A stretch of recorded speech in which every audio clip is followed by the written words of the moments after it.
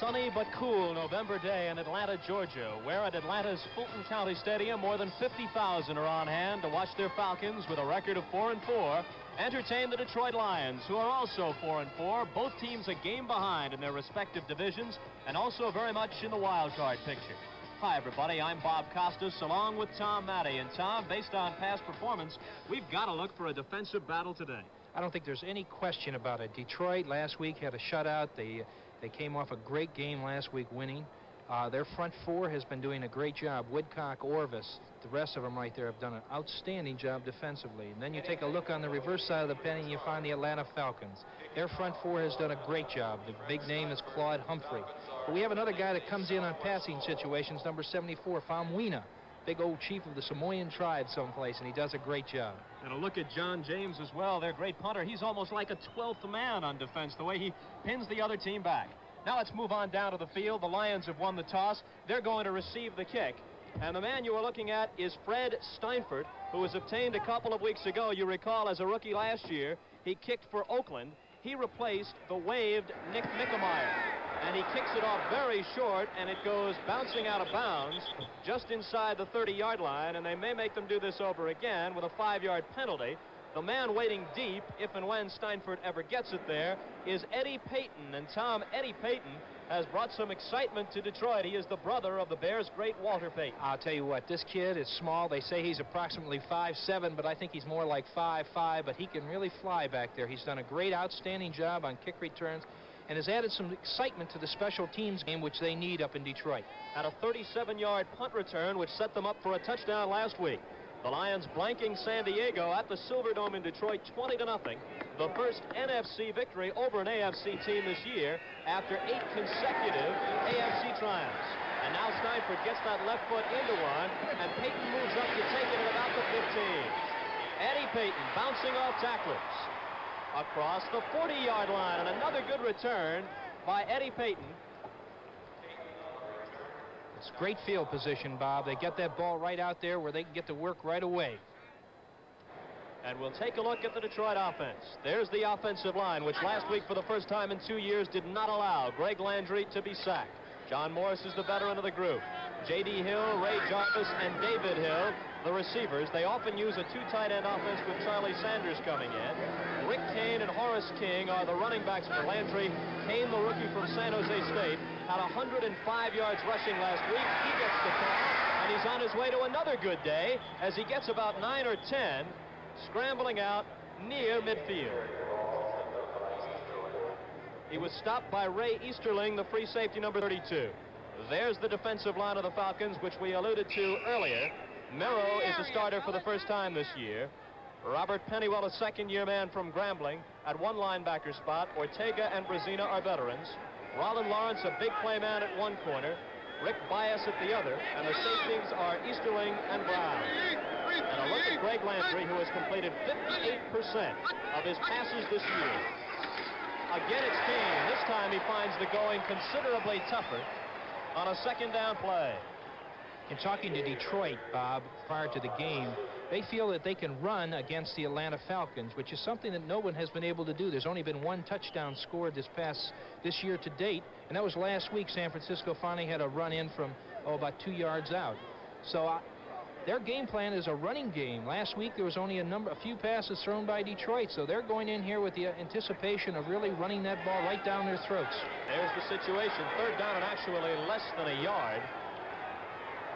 Rick Kane, who has carried the first couple of times, scored 2 touchdowns and had over 105 yards last week against San Diego, but he did fumble twice, and that's something that has been a problem for him.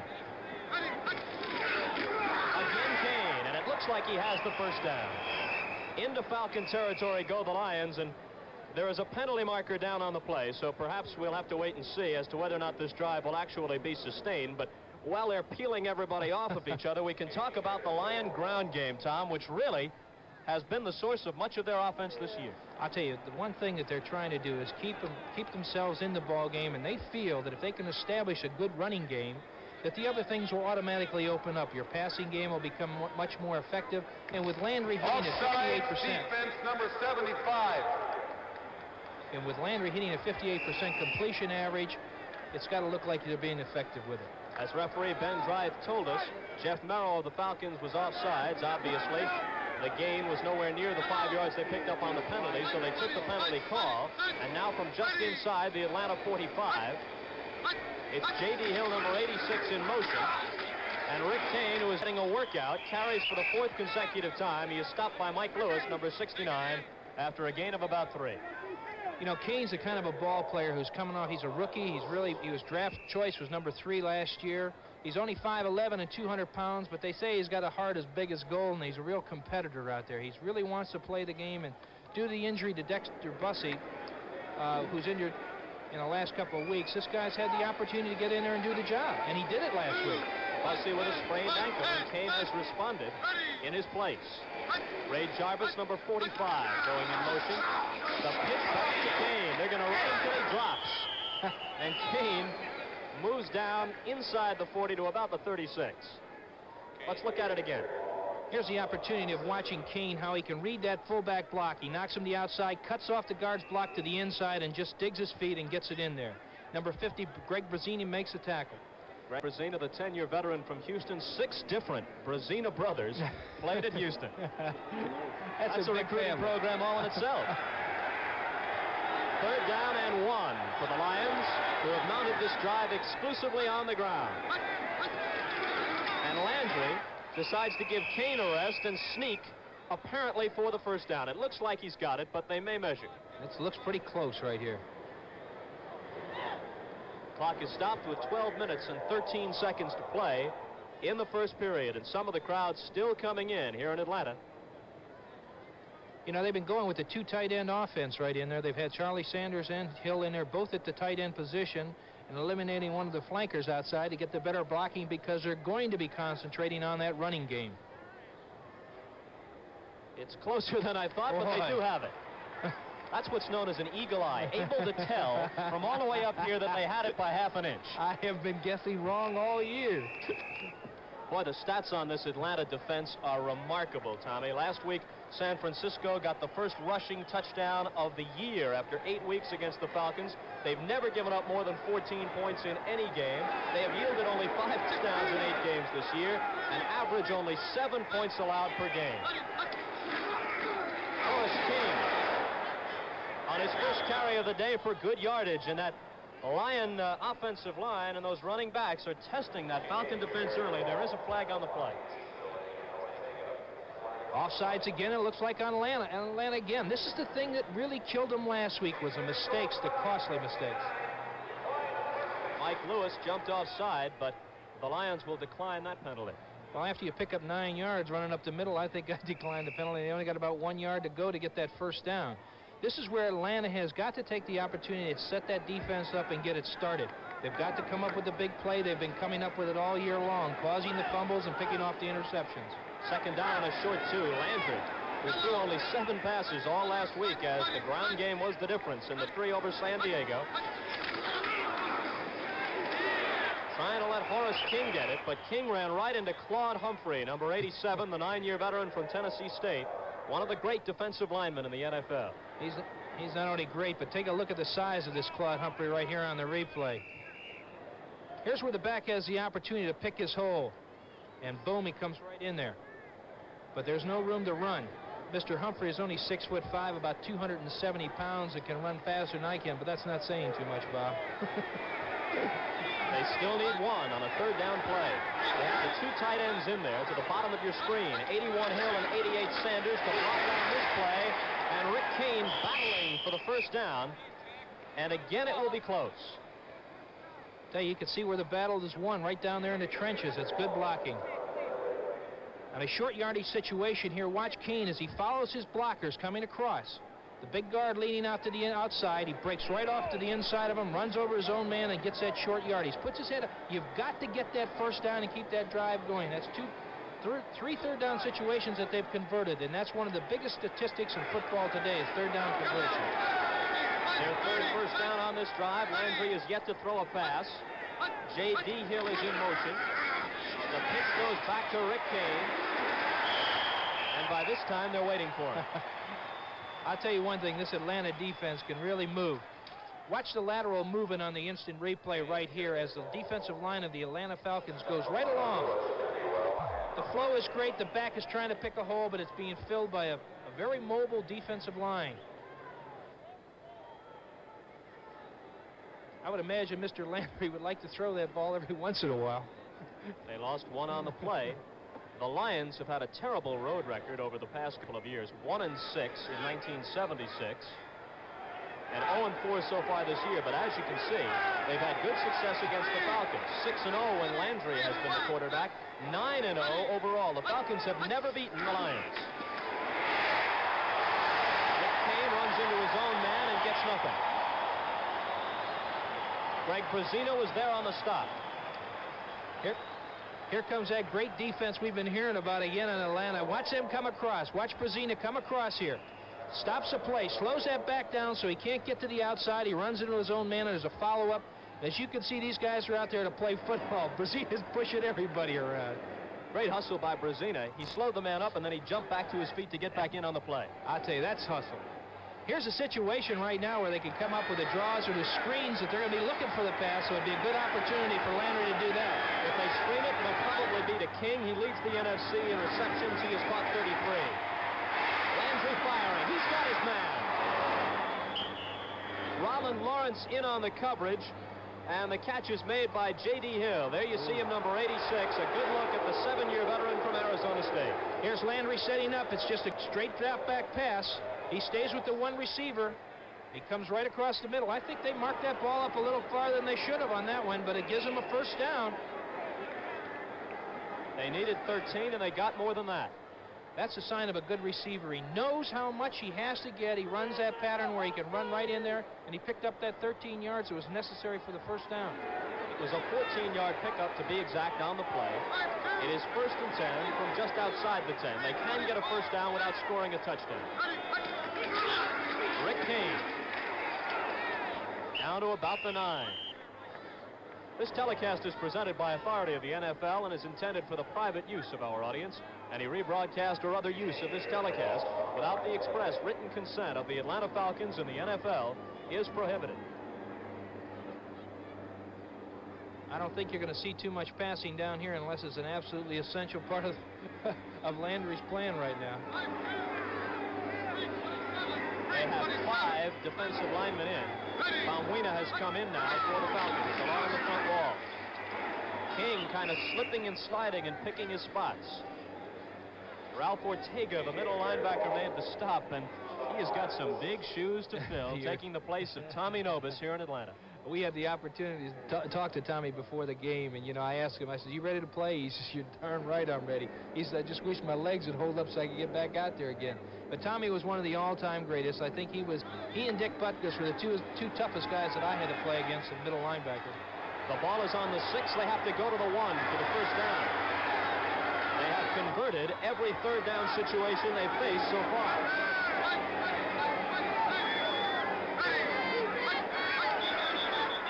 There's a whistle as King gets the handoff.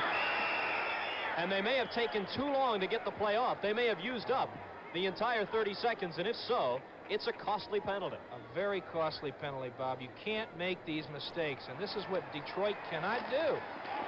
Delay the game. We have an injured player down in the ball field down there, too. Looks like Mike Lewis, number 69, and he may have lost a contact lens. Looks like he's looking for something rather than being hurt. Yeah. Well, as the search continues, we'll tell you that we've got 6 minutes and 41 seconds to play in the first quarter. The Lions are driving, but as of yet, we have no score. Introducing the Ford in your future, the new Ford Fairmont. A new car designed for today and the years ahead. At 33 miles per gallon highway, 23 city, Fairmont has the highest mileage ratings in its class. Yet it has 90% of the head, leg, and shoulder room of most large cars. And base sticker prices for the Fairmont line start at just $35.89. Fairmont, roomy but with mileage like a small car, and the lowest sticker price in its class. Test drive Fairmont, the newest, better idea from Ford.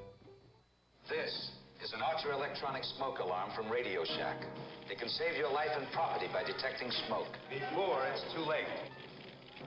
and alerting you with a loud, continuous horn sound. It's on sale now at only $21.88. A small price to pay for so much peace of mind. Protect your home or business today with a low-cost Archer electronic smoke alarm. Only at Radio Shack, a Tandy company. From the 11-yard line, 3rd down and 10 following the penalty for Greg Landry and the Lions. They took the opening kickoff, and they have not relinquished the ball since then. This drive has consumed more than 8 minutes already. And on 3rd down, they keep it on the ground, and into the end zone goes Rick Kane on an 11-yard burst. A great call by Landry. Here it is again. It's, you know, they're looking for the pass. It's just a quick pitch out to Kane again. The fullback is leading the play, gets a key block to the outside. The guard's leading around. Kane makes a great cut to the inside, gets into that end zone for 6 points. That's a 2nd touchdown only this year scored on the Falcons. Number 73, Russ Bollinger, contributed a very key block on the play. And now Steve Mickemeyer comes into the game. There he is, number 12. His brother, Nick Mickemeyer, was cut a couple of weeks back by the Falcons. Mickemeyer out of Gary Danielson's hold, and they botch up the snap and fail to convert. Another costly mistake. So there you see it. They get the touchdown, but not the point after. And with 6:35 to play in the first quarter at Atlanta, the Lions lead 6-zip.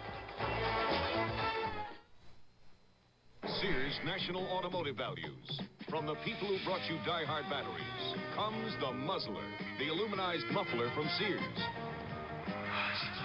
Only $19.99 installed. Sears announces a price rollback on the steel-belted Guardsman radio. Double steel toughness. And regular prices are reduced $36 to $68 a set at Sears. Well, the weather up here is tough on everything. We kind of feel good that you have a diehard. You need a good battery in the city of Anchorage. In Anchorage, they buy more diehards than any other battery. I think the diehard was probably designed with Anchorage in mind. Yeah, we depend on the diehard. Turns out moto is fantastic. And so far, Sears diehard battery has been a good battery for me. The diehard, with extra power to start your car when most batteries won't. Turn the key over and it goes, you know. Sold only at Sears. And so Mickemeyer, who failed to convert after the touchdown because Gary Danielson could not hold on to the snap from center, kicks off here, and Mickemeyer generally kicks off rather long. This one gets down to Carl Farmer, number 80, at about the 5. Farmer brings it out across the 20, and the Falcons will start there. Their first possession of the game. The Lions ate up almost 9 minutes in the first possession for them. You know, this is how important Danielson's job is. It was a good snap, and he just let it get through his hands. And these are costly mistakes that you can't get. Now it's only 2 field goals instead of that touchdown. 14 plays to go 59 yards. A ball control drive. They threw only 1 pass during the entire march. Haskell stand back and Woody Thompson are the running backs behind Steve Bartkowski. And Haskell stand back. Breaks free over the right side for what looks like first down yardage. And again, here's another flag. But watch Stanback come across. He's following those blockers. Look at number 68 leading out to the outside, kicks the outside man. Out. Haskell puts his head down and gets almost that first down.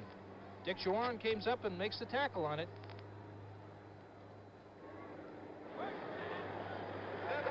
Defense offside, decline the penalty. That's first down.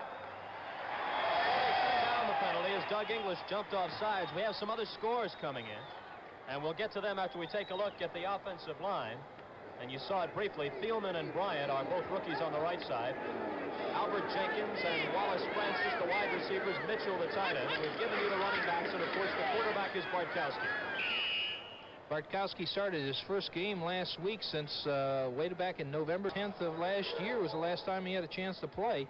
So he's really getting back in the groove as far as getting a feeling. Talking to Lehman Bennett before the ball game, they feel that he needs just more time out there playing. There are his receivers again. Jenkins caught 5 passes last week against San Francisco.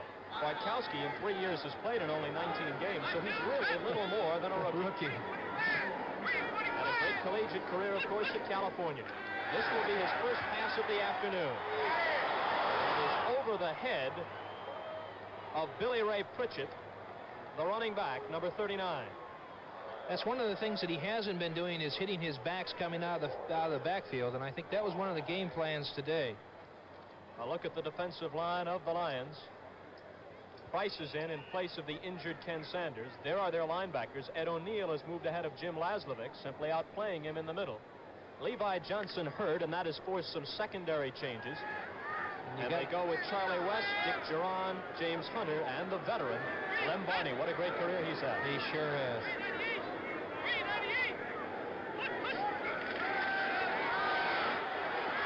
Bartkowski on third down.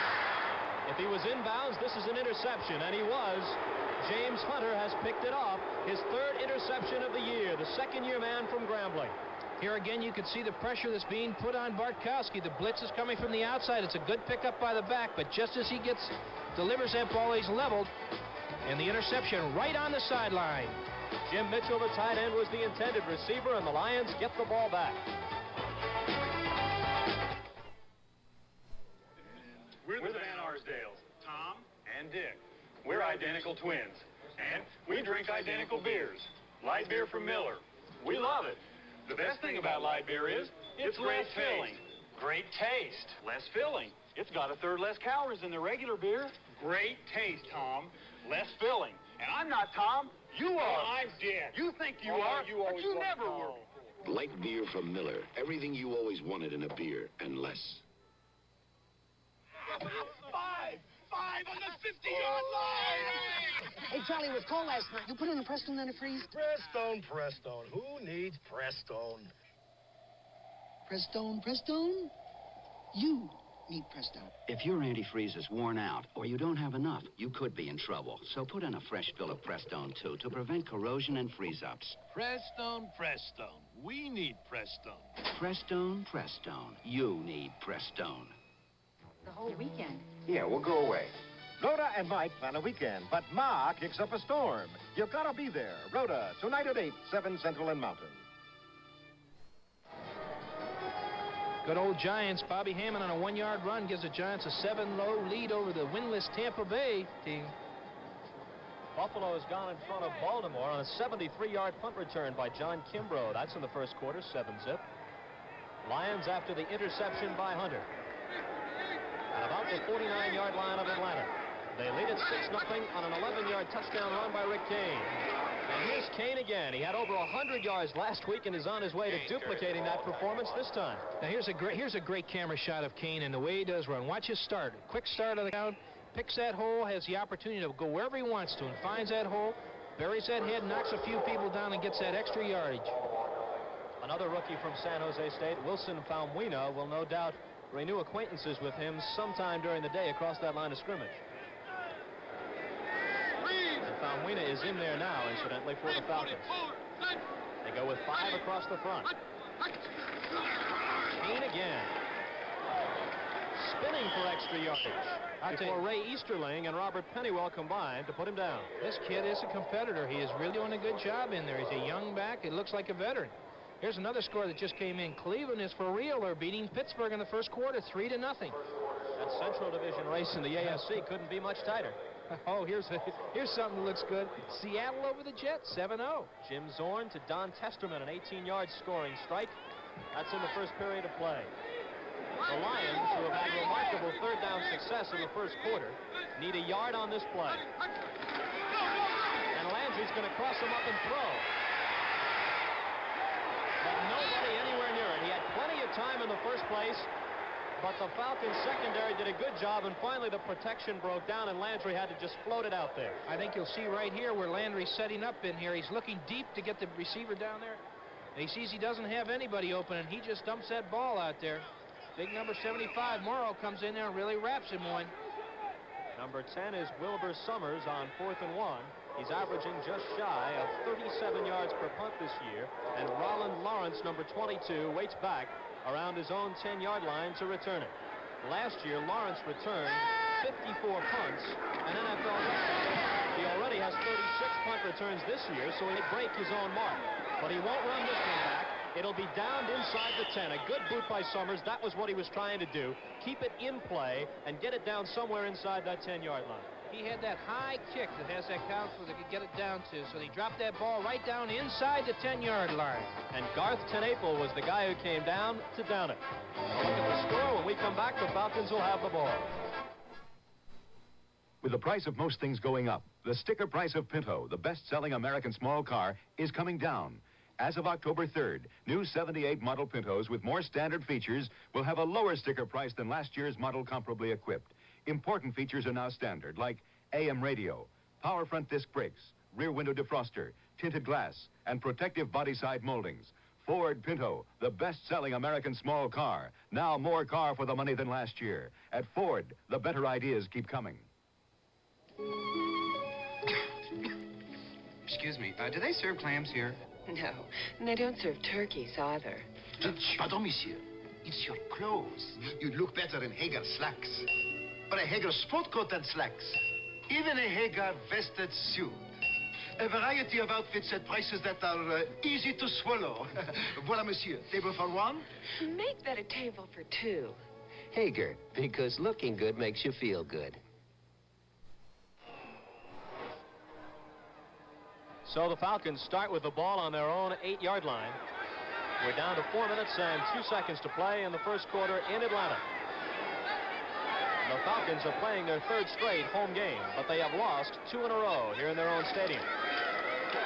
Woody Thompson, the third-year man from Miami. At 230 pounds, he is not the quickest running back around, but he can bull ahead for those short yardage gains.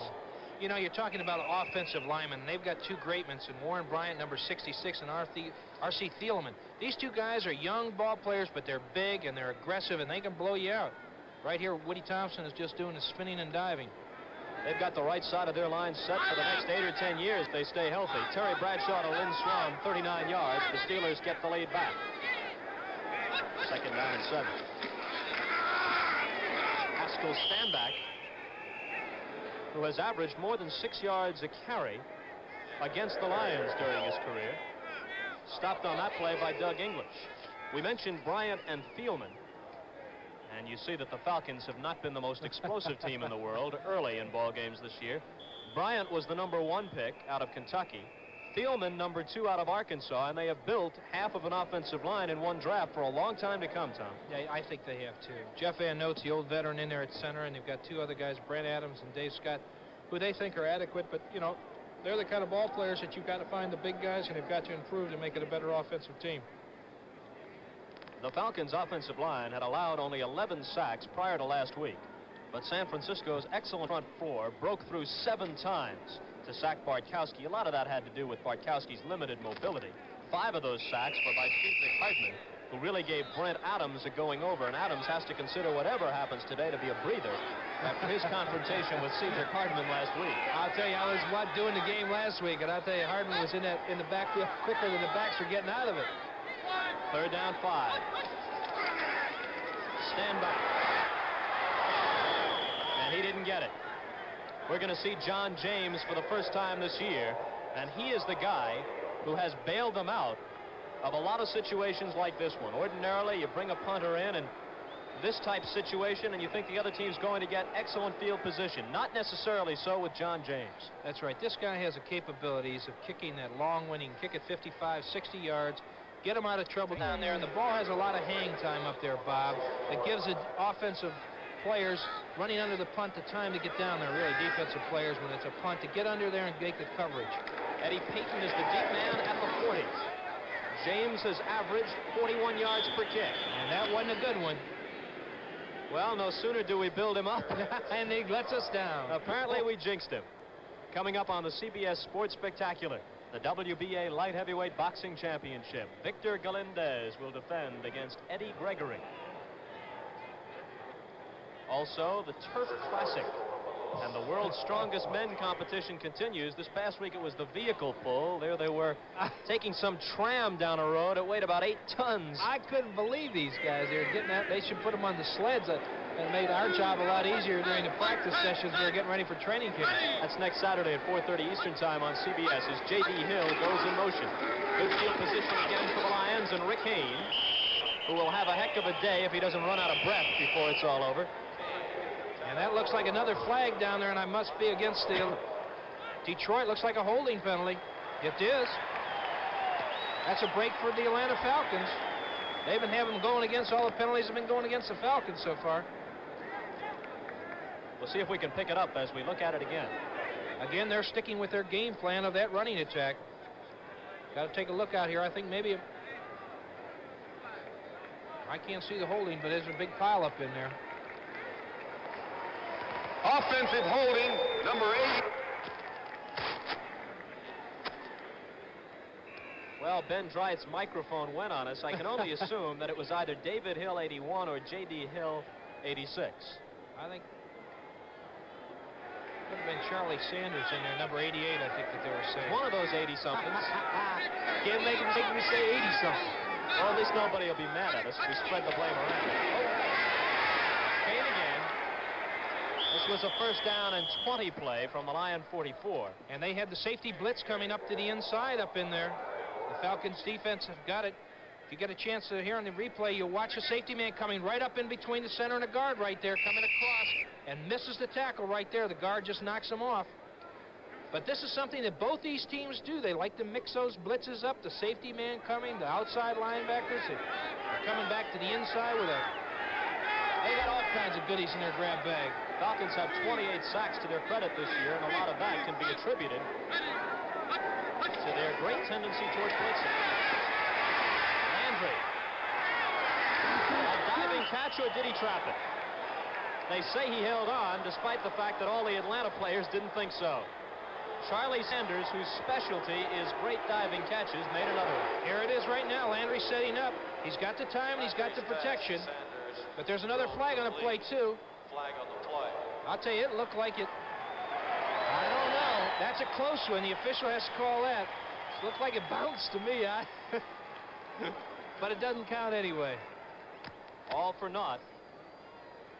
And we'll listen to Ben Dreith as he explains this one for us. Offensive illegal use of the hands on number 71. Frank Hertwig is the guilty party, third-year man from Georgia. You know, you talk about Charlie Sanders. He's one of the premier tight ends that have ever been in the National Football League. This guy's been the Pro Bowl, I guess, 7 or 8 times already. He's a leading, Lion receiver in the history of the Lions. He's just a guy that when he gets his hands on the ball, he can do anything with it. Second down and about half a mile for Greg Landry. Ray Jarvis, number 45, to the bottom of your screen. And Rick Kane is tripped up. The fumble came after the whistle. Apparently nothing is going to force Tommy Hudspeth and his Lions out of their game plan. Even on 2nd and 28, they continue to grind it out. I'll tell you, we had a little excitement down there right now. Number 75 was getting into it with somebody over there. You know, I noticed before the game as we walked down around the field and through the locker rooms that you seem to be on a first-name basis with many of the officials. You made it a point to cultivate those friendships, didn't you? I'll tell you one thing, Bob. A lot of instances when you had it on a first-name basis with the officials, you got an opportunity that there was a close call or something. You say, well, Matty, stop doing it. Don't do it again. You'd get a warning instead of the flag. David Hill, the tight end on the right. J.D. Hill to the left, but they keep it on the ground. And Rick Kane is stopped by Ray Brown, the strong side safety, number 34. He came through to make a fine play. And a look at some of the more than 50,000 on hand in Atlanta. Perfect football day, sunny and cool. Again, Bob, it's this Atlanta defense that has been keeping this ball club in, right in there. And again, it's another first quarter without any scoring points by the Atlanta Falcons. They trail it 6-0 on Rick Kane's touchdown run.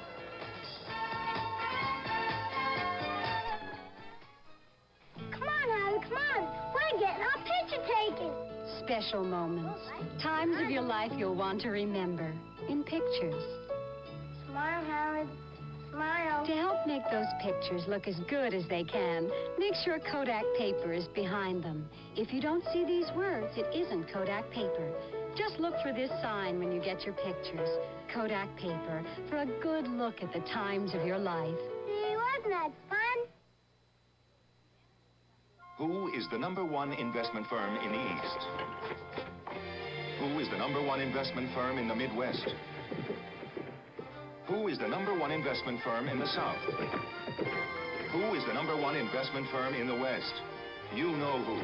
Merrill Lynch. All around America, more investors turn to Merrill Lynch than any other investment firm. Sure, there are lots of investment firms, but there's only one Merrill Lynch. Panasonic invites you to take a picture of a voice with a Panasonic cassette tape recorder. Things was a lot different than it is now. All with built-in mics. Some with in radios. There are pocket models. Should last another 50 years. And even some that record in stereo. Say something. Come on, speak something. So take a picture of a voice with Panasonic. Say something, bark. Tommy Hudspeth watched his club rebound from a 37-0 shellacking by Dallas to post a 20-0 shutout victory over San Diego last week. Wilbur Summers is into the game to punt again. And Roland Lawrence is waiting back to return it. And he will try and bring this one back. Lawrence only to about the 24. He's an exciting player. He has had 2 interceptions, returned for touchdowns, and a fumble recovery, which he took in for a score, and all 3 have been called back by penalties. If that had not been the case for this low-scoring Falcon club, Lawrence, a defensive back, would be the top scorer. You're right. Introducing a new 1978 Ford Granada, the ESS. Can you tell it from this impressive $20,000 Mercedes 280 SE? Granada, Mercedes, Granada, Mercedes, Granada, Mercedes. The new Ford Granada ESS. See how close you can come to the look of a $20,000 Mercedes at the price of a Granada. When America needs a better idea, Ford puts it on wheels. There's this big argument going on about light beer from Miller. Right. Some guys argue the best thing about it that it's less filling. That's true. It has a third less calories than their regular beer. Other guys say the best thing about it is its great taste. Here, here. I feel very strongly both ways. After all, I'm not the kind of a guy who ever gets into an argument.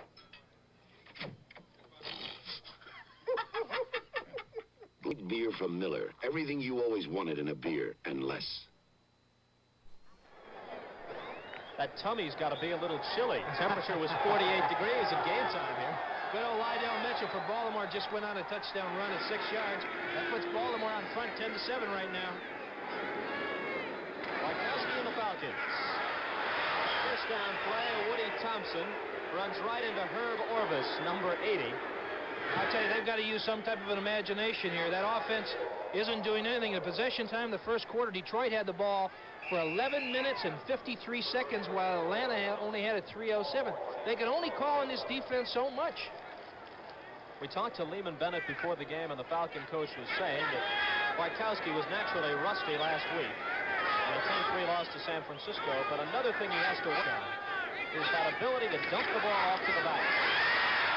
Here they use the draw play, and Stanback gets pretty good yardage before middle linebacker Ed O'Neill brings him down. You know, the linebackers, I think, for Detroit have done a great job for them. You have Ed O'Neill in there in the middle. You have Newmoff, and you also have Charlie Weaver. Charlie Weaver has really done a great job. He was the most valuable player last year for the defensive team. And he led the team in tackles with, I think, around 114. So this guy's all over the field. He's got to be moving. Third down, 7. And Bartkowski, who has missed with his first 2 pass attempts, faces a likely throwing situation here. And he is still without a completion as Woody Thompson could not make the grab. Ed O'Neill, number 55, tried to cut in front, and if he had come up with that ball, nobody would have touched him on his way to the end zone. He'd have walked in there. Those are the kind of linebackers love to pick off. But here, again, here's where O'Neill, Bartkowski went to his back that time, but he didn't give him enough time to get that ball, get out open. Entered John James, who got off one of his rare bad punts the last time he was in the game. Every time you say something nice about somebody, they always do the bad thing and don't do a good job for it. Okay, we're not going to say anything this time. We'll just let you look at what he has done so far. And this one also is not very long. but it gets a Falcon bounce. And Eddie Payton decides, well, there are too many red shirts around here, so I'll just let this one roll. A little extra contact there. That is known as look out. I'll tell you, this is where you've got to be able to be alert all the time. Now watch the big man come in here and just knock him. And he's allowed to do it. The ball is not dead. Dewey McClain came in and really wrapped him one. So the Lions have the ball, and for the first time, inside their own 30. They have enjoyed good field position so far today. Now, Mr. James had a 46-yard punt on that one, though. Got about 10 or 12 on that on the roll. Humphrey is way off the mark with that pass. Maybe that's why Humphrey applied the pressure, Tommy. Maybe that's why he's been trying to stay with that running game. You know, he has a semi-rollout right here. Watch the pressure that's provided by Claude Humphreys. He comes straight across, right through the guard, and really just wraps Landry before he gets a chance to really throw that ball out there. Tom, I'll tell you, with these two teams and their past history of not scoring very high and both having strong defenses, the botched extra point by the Lions might prove to be a very big play in this game. I think so, too. I think that Atlanta has the opportunity to be able to get right back in it, and, you know, that extra point means so much in a game like this. Second down and 10. Rick Kane, what a workhorse he's been. And they make you pay for that yard if indeed he got that much. Again, here you get to see the Humphrey being double-teamed here. That's how much respect they have for this guy. Two guys are going right after him right in there. Boom. Oh, there might have been a little holding in there with that arm in the inside. I think Humphrey was a little upset about it anyway. He's a big man, 6'5", 265, 270 pounds, and he is quick, and he's got the great speed. He can run probably about a 4.8, 40. Pittsburgh is coming back right there. Look at that, 14-3 in the second quarter. Rocky Blyer, the little man, gets in there for a 2-yard run for a touchdown. 12-10 to play in the first half. They keep it on the ground on third down and 10. And Robert Pennywell, number 59, there you see him being helped to his feet by Ralph Ortega, was in on the stop against Rick Kane, and obviously they're way short of the first down, and they'll have to punt. Again, there's good old Clark coming straight across, mix that block. Look how his lateral pursuit comes right down the line. That's that quickness we were talking about. That's what makes a great defensive end. Once again, Roland Lawrence drops back in single safety, standing around his own 35, awaiting the boot by Wilbert Summers. Good one. Lawrence will try and bring it back. Just about nothing on that return. The Falcons will have it around their own 37-yard line. And Garth Tenaple, who has been doing an excellent job on those special teams, getting down there in the hurry, is credited with the tackle on that play. She can't be too happy just now.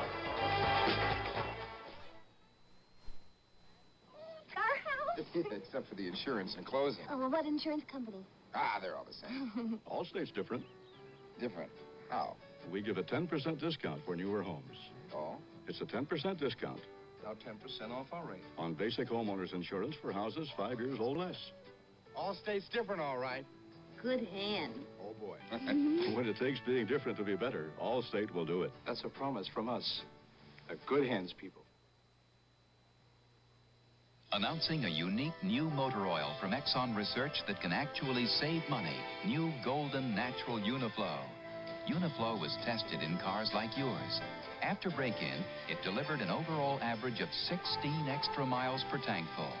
Savings like that could cut your gasoline bill the equivalent of about 3 cents a gallon. New Uniflow motor oil is Exxon's best engine protection ever. It conserves gasoline, saves money. Sorry to bust up the game, fellas, but I'm Barbara Rhodes, and I thought you might like my address and my number. Busting Lows, Wednesday at 8:30, 7:30 Central and Mountain.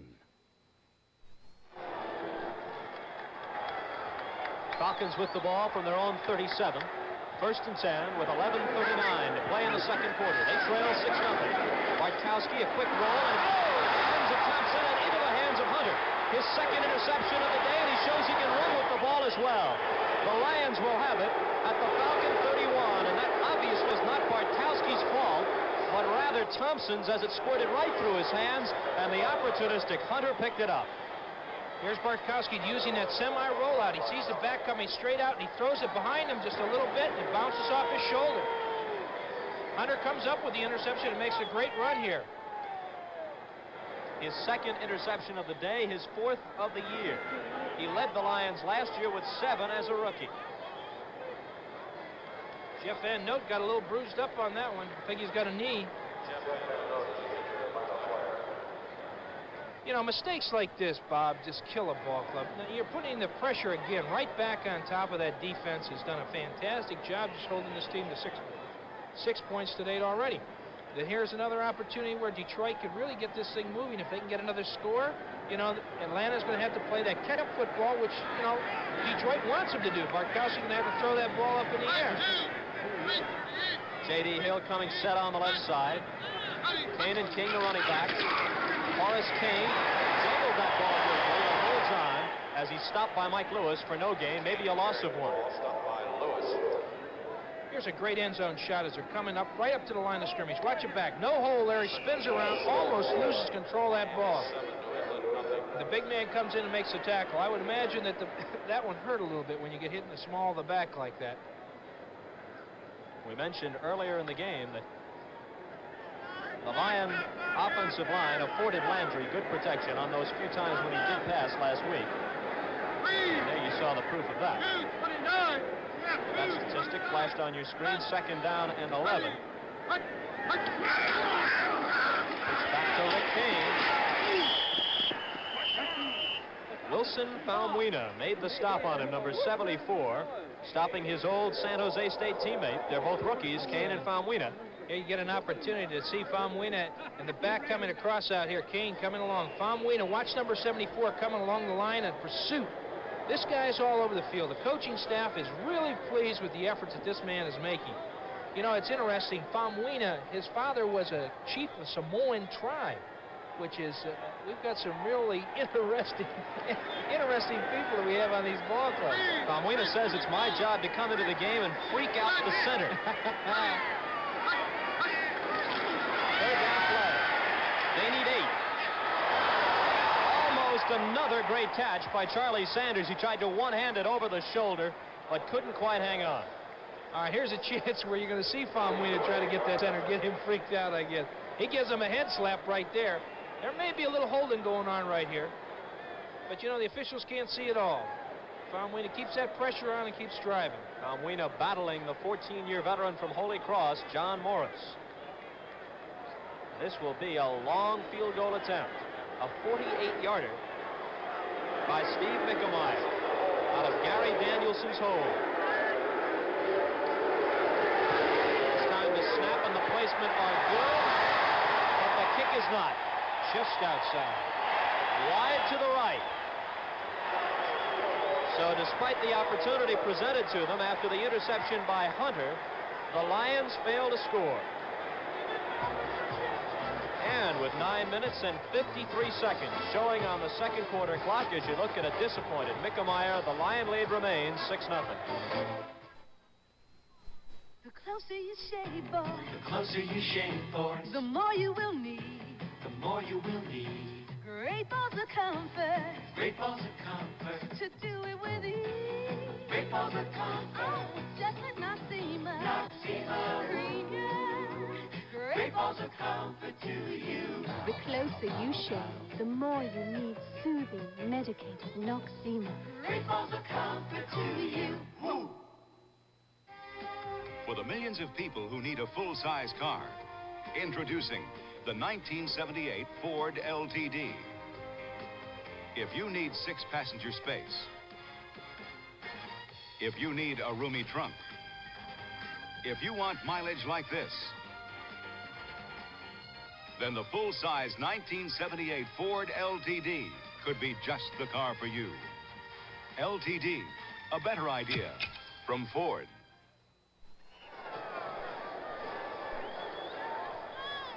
One of the saddest looking Falcons I've ever seen. Looks like Big Bird. Steve Bartkowski is 0 for 4 so far with 2 interceptions. And the give is to William Thompson and the big lumbering fullback. is brought down by two linebackers, Newmoff number 50 and O'Neill number 55. O'Neill made a great play on that. That's a counter play where everybody looks like he's going one way and he comes back the other way, and he couldn't get to the outside. You have to have that blocking up on that line to get it going. Don Shula, your old coach at Baltimore, has his Miami Dolphins right in the thick of things in the AFC East. They lead New England in a very important game, 7-0 on a 1-yard Gary Davis run. That's in the second quarter. Wachowski pitches back to Stanback. Haskell stands back. Some very tough yards. The left side of that Lion defense responding again. I'll tell you one thing. Watch the lateral movement of the Detroit Lions right here. The linebackers flowing along. The quick pitch to the outside. To your left of your screen there. The backs are coming up. Number 26 coming up. Number 55. They're making the great plays. Just push them out of bounds. That's tough yardage to get, and it puts them again in another third down and long situation. The Falcons are 0 for 3 so far on third down plays. They need 8 from their own 32. 8:40 remaining in the second quarter. Looking for his first completion.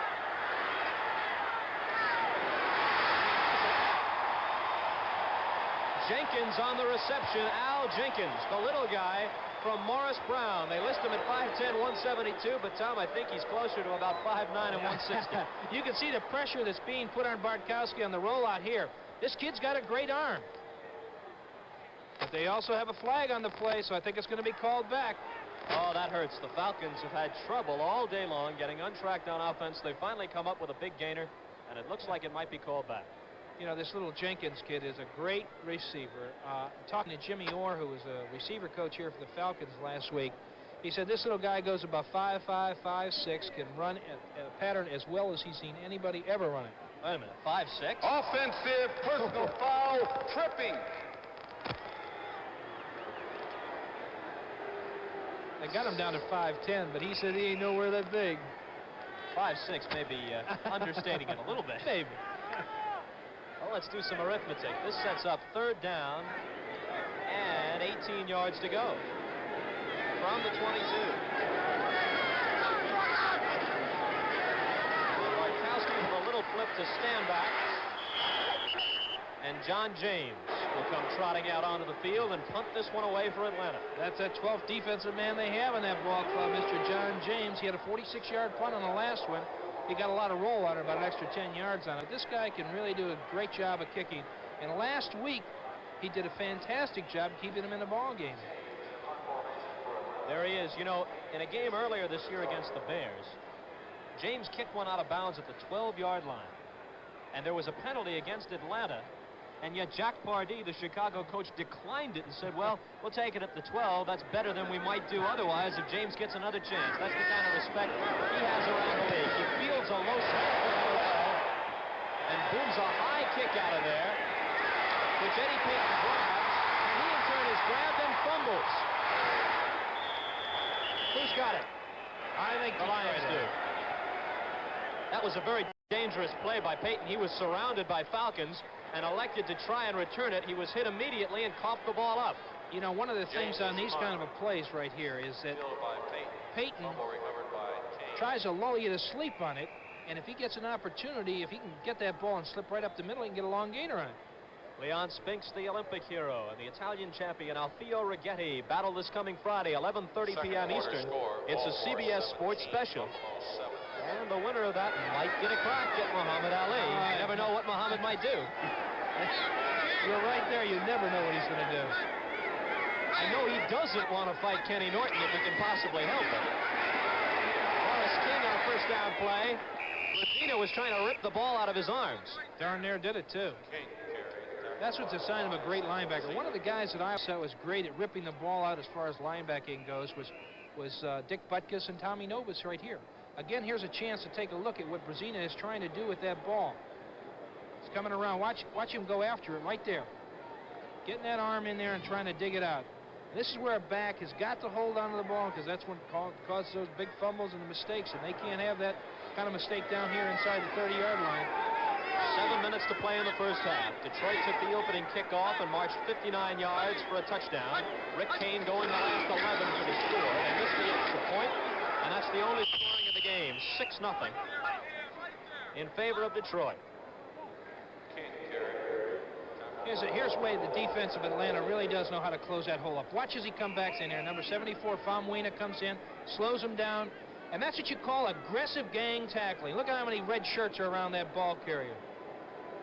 A Ron Jaworski pass to Tom Sullivan for a 7-0 Philadelphia lead over Washington, and the Redskins must win if they hope to maintain any kind of chance of catching the Cardinals in that wild card race. The Cards are 5-3 in the NFC East.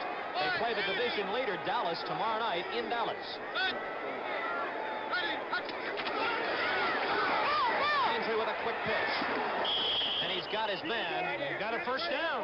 J.D. Hill spun out of bounds by Rick Bias, but not before. As you said, Tom, they got first down yardage. I'll tell you, Atlanta had their whole team up on the line right there, and there was a checkoff made by the line of scrimmage by Landry, which was a quick out to the outside. And it connected, it got them enough yardage to have that first down. We mentioned that the Lions have had all kinds of trouble on the road the past couple of years, 0-4 this year. And in an effort to break that losing routine, they came in early this week, Tom. You know, it's interesting because a lot of ball clubs felt that they should get there right at the last minute. I really feel that you have to have a time adjustment, number one, and a climate adjustment for a ball player. It's usually brought to the West Coast on a Thursday to get ready for a game. Well, they came into Atlanta on Friday, a day earlier than they ordinarily would have. Just trying to turn things around. Rick Kane is turned around by Greg Brazina and Rick Bias, and down he goes. You'll find out, though, Bob, that it's absolutely amazing how superstitious ball players are and how coaches even get superstitious. I can remember Don Shula, when we had a winning streak going, he wore the same T-shirt all season long. He washed it, though, during the week, right? Yeah, he sure should have. Either that or we were going to send in one of those right guards in there and put it in his locker. But guys are superstitious. But now, if this works, you'll find out this ball club will be going in early to all the games now. Look at Tommy Highsmith on the sidelines, and a good look at veteran from Massachusetts, Rick Landry. Pitches back to Rick Kane. This way, Kane is going to have well over 30 carries for the day, and he's also going to have plenty of bumps and bruises if he keeps running into Claude Humphrey, number 87, who made the stop on that play. An end zone shot of this again is that they're really concentrating on their running game. Kane is coming to the outside. The pursuit is up there. The linebacker, the halfback's coming up. And here's big Claude Humphrey coming in for the finishing touches. You know, this line is very mobile, very active. They can move up and down. And in talking preliminarily to the Detroit Lions primarily before the game, their idea was running up the middle, and now they seem to be going to the outside. They've been successful on that first drive going up the middle. I think they'll come back to it. Obvious passing situation for Landry, but both these clubs have been crossing us up and keeping the ball on the ground on long yards previously, but this time Landry throws, and obviously incomplete. Ray Jarvis was the intended receiver, number 45. Rick Bias, 38, in on the coverage, and Wilbur Summers will get another chance to exercise his leg. I'll tell you, Atlanta's got to get some type of offense generated here.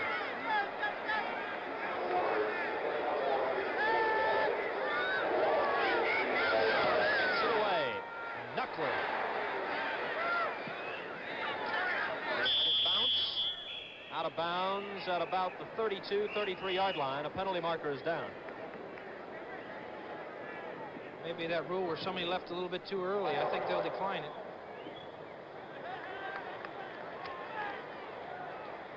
Looks like an illegal procedure call against the Lions. Offsides against the Lions.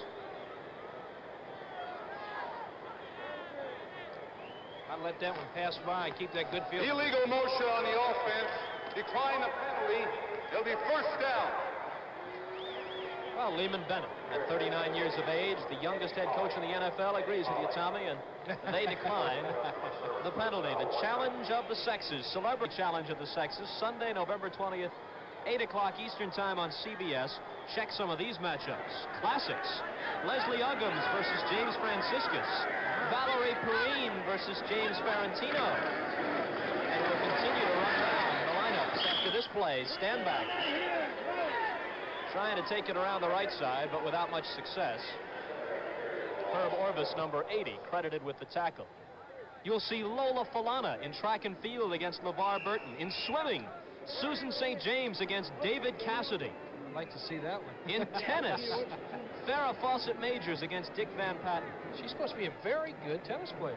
Would you like to see Linda Blair battle Tab Hunter in horse jumping? We've got it for you. Cross country, Elkie Summer against Robert Conrad. Bowling, Gabe Kaplan against Mackenzie Phillips. On the Celebrity Challenge of the Sexes, 8 o'clock Eastern Time, November 20th. That is a week from today on CBS. Bartkowski throws. In and out of the hands of Jim Mitchell, his tight end. That was good defensive coverage by by the Detroit Lions there. Mitchell tried to pull that sneak move coming across the line, and Charlie Weaver, that big linebacker out there, did a great job diagnosing that play and seeing what happened. And we have another holding penalty, I believe, against the Atlanta Falcons. You got a good look at Jim Mitchell, the 9-year veteran from Prairie View, who has missed the 2 previous Falcon games with a knee strain. He is a fine player and underrated.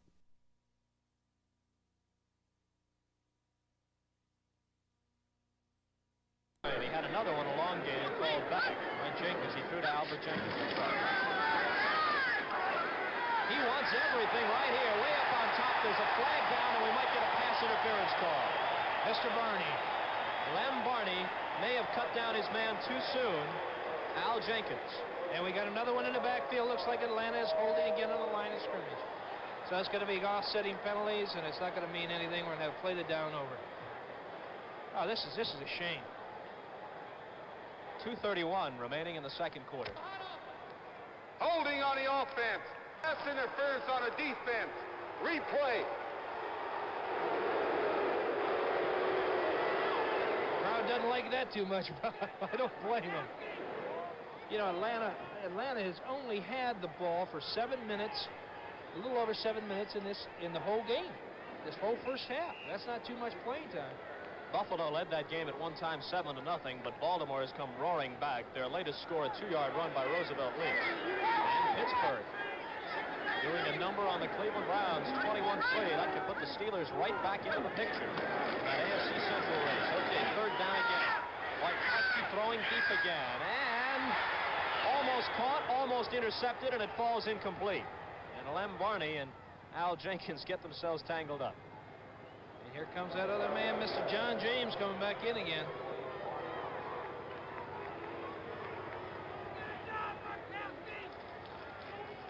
John James was a cheerleader at the University of Florida, standing along the sidelines. They asked him if he could punt. He said yeah, and he didn't begin punting until he was a junior in college. And he contends that one of the reasons why he's so successful now is that he's been kicking a relatively short time, unlike some who've been kicking since they were 7 or 8 years old, and thus he still has plenty of leg left. He really thinks the kicking game is a science, too. He knows how to make that ball stop dead. And he Payton. He knows how to run with that ball if you give him any daylight at all, struggling out to about the 38. And another penalty marker. They got a clipping penalty? Yep. It'll be clipping against Detroit. That'll push them back further into their own territory. Well, that's exactly what Atlanta wanted to do to them, but, you know, these are the mistakes. Again, you can't make these kind of mistakes in a kicking game. The special teams are an integral part of a football team today and become more and more important as the season goes on. It was a 36-yard punt by John James. And after the penalty, the ball is back at the 24 of Detroit. They lead 6-0. They scored on the game's first drive, and since then, it's been all defense on both sides. 2:12 to play in the first half. By now, you know that number 32 is Rick Kane. I'll tell you, he's getting his work done today. He's getting paid for the job he's doing. He's willing, I'll tell you that.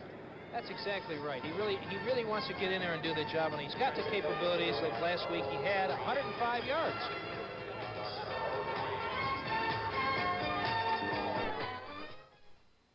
Come on, old trademark.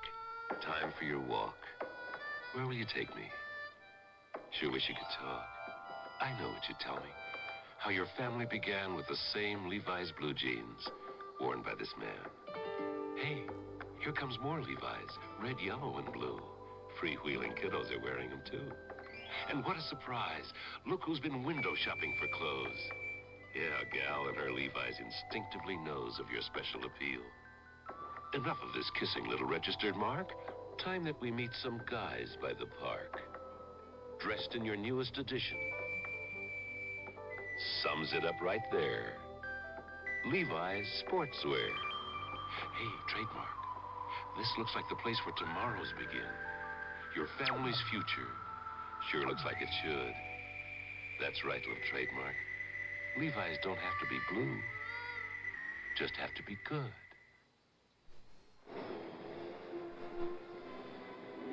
Minutes on the nose remaining in the first half. Got some stats a moment ago, Tom, on Rick Kane. He has carried 20 times already for 54 yards. Now, if memory serves me correctly, he went 10 yards on the game's first play, and he also has an 11-yard touchdown run. So aside from those two running plays, the yards have come tough for Rick Kane. That Atlanta defense has done a great job at containing him. Only has 2 long ones. That's it. Who were we talking about? There he is again.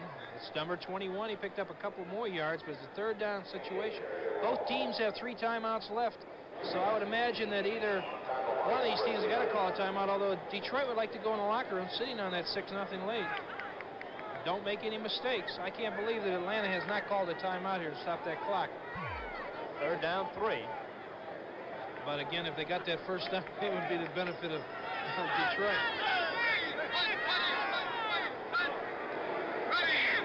There you see the clock running. You see Rick Kane running again.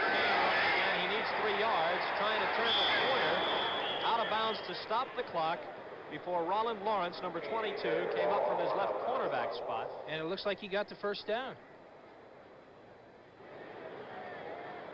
Let's see what they do with those chains. Yes, sir. First down.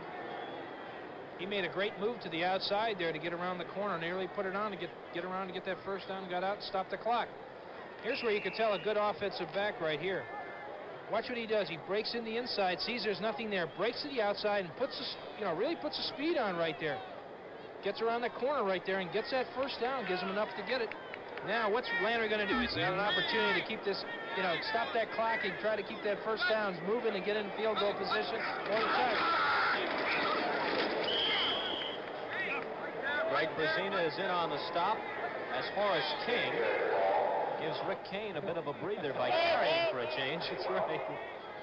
I tell you, I guess they're going to be content with that 6-0 lead at halftime. That clock is ticking away. Hello, Tom. Smile. Well, hello there, guys. How you doing?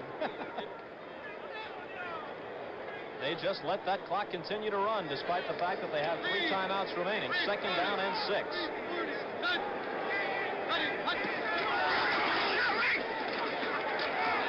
King again. And I imagine Tommy Hudspeth figures that he's happy with the 6-0 lead and that the Atlanta defense can perhaps do more to hurt him than the Atlanta offense can, so he'll keep the ball on the ground and not risk an interception. Joe Danello, a 43-yard field goal. Add that to a 1-yard Bommy Hammond run. And early in the second quarter, the Giants lead Tampa Bay 10-0. Being content to go in there 6-0, they're going to come out. Atlanta will have the ball at the start of the second half, and I think there's going to have to be some adjustments that are going to be made. They're going to let the clock run out right now. So that is the end of the first half at Atlanta's Fulton County Stadium, with the Lions leading the Falcons by a score of 6-0.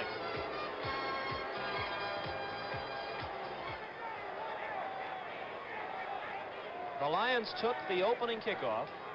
It was returned out around the 40 or 41-yard line by Eddie Payton.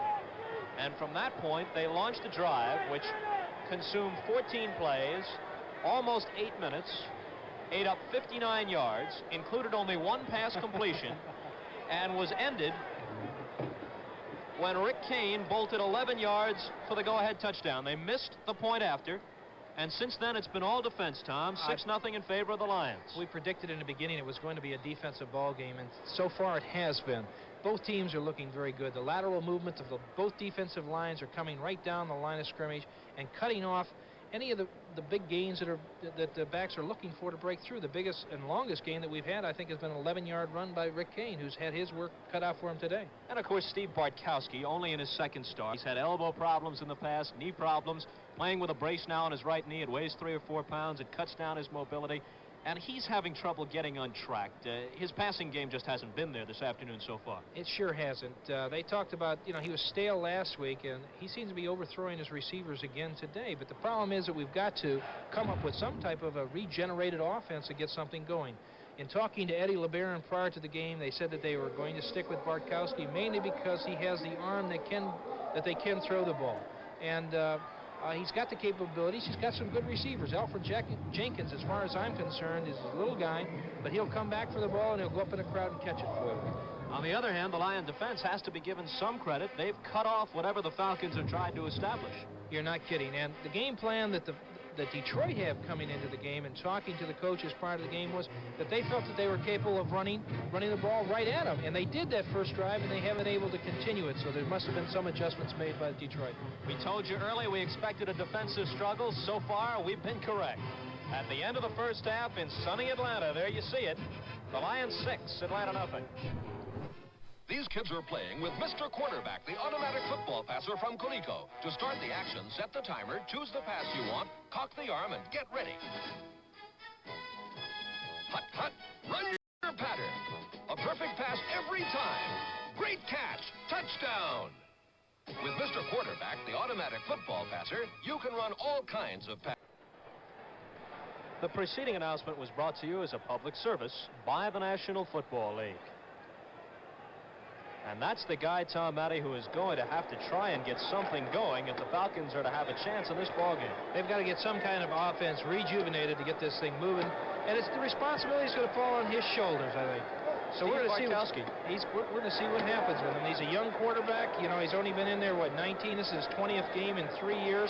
He's really got a load of a big responsibility, but, this is what it's made about. Only 1 of 7 with 2 interceptions in the first half, and the Falcons had only 1 first down. Look at that. And the number of offensive plays more than double in favor of Detroit. Yards rushing 4 times as many for the Lions. Right. Yards passing, neither statistic particularly impressive. But, it's really interesting with the total yardage, 4 yards net passing. And they have a time of possession. Oh, the possession time was ridiculous. But the net yards that Atlanta had was 6 yards in the first half. This is what they're really worried about down here. Their defense can hang in, but their offense sure isn't doing anything. Steve Mickemeyer boots with Carl Farmer, number 80, waiting deep. There is Farmer at the 5. To the 30-yard line, and that's where Atlanta will go to work at the start of third quarter. Leonard Thompson, number 39, a reserve wide receiver, made the stop on Carl Farmer. They've got that ball in a pretty good field position out there at that 30-yard line. Now, this is where this offense has got to come together, and the Detroit defense has got to, keep hanging in there as they have. They've done a great job, and that's where credit is right now with that Detroit defense. Stand back 24 and Thompson 48 remain as the ball carriers, and Thompson gets the call. And a couple of yards before Charlie Weaver came up to make the stop. Weaver, the Lions' defensive MVP in 1976, had 2 sacks last week in the victory over San Diego. It looks like they're going to continue with that game plan. Landry has not thrown the ball that much today, and as long as they can keep that ground game going, they'll eat up the clock and keep that score going. Here's where Bartkowski has got to turn in and do a heck of a better job than what he's been doing. Second down, 7 from the 33. Thompson. There's first down yardage out near midfield. They had the blitz on that time, and Atlanta picked the blitz up. You could see that they were jumping around in there. Watch the linebacker coming in. Here comes the safety from the outside. Linebackers are filling the hole. And Thompson breaks a tackle right there, breaks to the outside, picks his hole up, and gets that first down. That's one of the biggest plays they've had today on offense. That was Reggie Pinckney, number 42, coming over to make the stop. That's the second first down that Atlanta has had today, Bob. It's got to get that offense going. Stand back. Into Lion territory. That could be a first, too. Jim Mitchell, number 83, and Charlie Weaver, 59, were in on the tackle. They're shuffling the plays in back and forth in here. They used to use that old wiggle-waggle system, and it just takes too much time to get it, too much confusion on it. Brent Adams, 61, and Phil McKinley, 73, are alternating at the left tackle spot for Atlanta, bringing that play in from the bench. Oh, stand back to the stone wall, and he turns it into a big gainer before Len Barney shoves him out of bounds. Fine second effort by Stanback. I'll tell you, here's a busted play, really. Watch Stanback go into the line of scrimmage on it. Gets in there, gets hit, bounce around, turn on the outside. Now watch the back block right here. Woody Thompson, a great block. Woody Thompson gets good, big block. He breaks the tackle right there, and he goes right down the sideline, and Lem Barney, the old veteran, knocks him right out of bounds. Another big gainer, and this is the thing that they got to have. 1st and 10 from the 31, and for the first time, the Atlanta crowd is on its feet.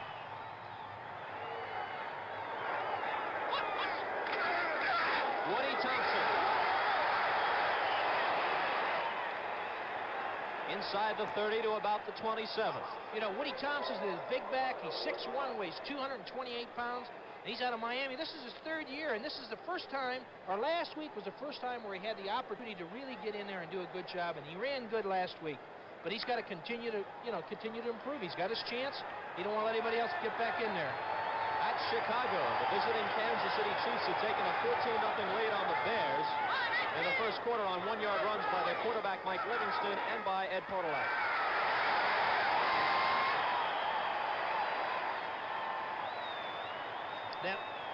That offensive line right here, as you can see, watch the back coming in. They're firing out. They're getting the blocking in front.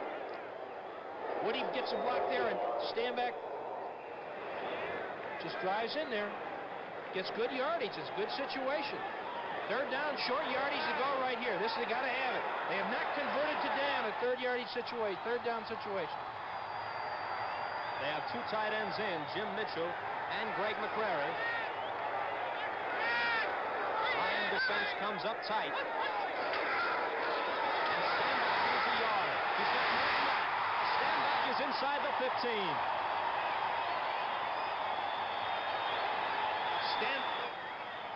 Here's a ground level coverage of this. Watch Stanback coming across the backfield, picking his hole. The guards are out in front. He's just waiting to see where it's going to break. It breaks to the inside. He cuts back in there. Keeps those legs driving.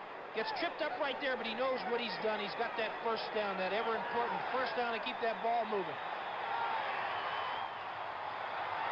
From the 14-yard line of Detroit, the Falcons trail 6-0, but they're driving on their first possession of the second half. Wojtkowski on a broken play goes down. That's the play that the Lions had to come up with. They've got to come up with a big play now to stop this drive. The momentum has changed. It's a broken play. Watch Bartkowski right here. It looks like he was supposed to hand off to the other side, and the back went the wrong way. Little mix-up with Woody Thompson. So now it's 2nd and 13. I tell you, I never wanted to come back to the huddle when I made those kind of mistakes under Unitas. They've got to go to the 4 to get the first down. 10-15 to play in the 3rd quarter. Stand back, nowhere.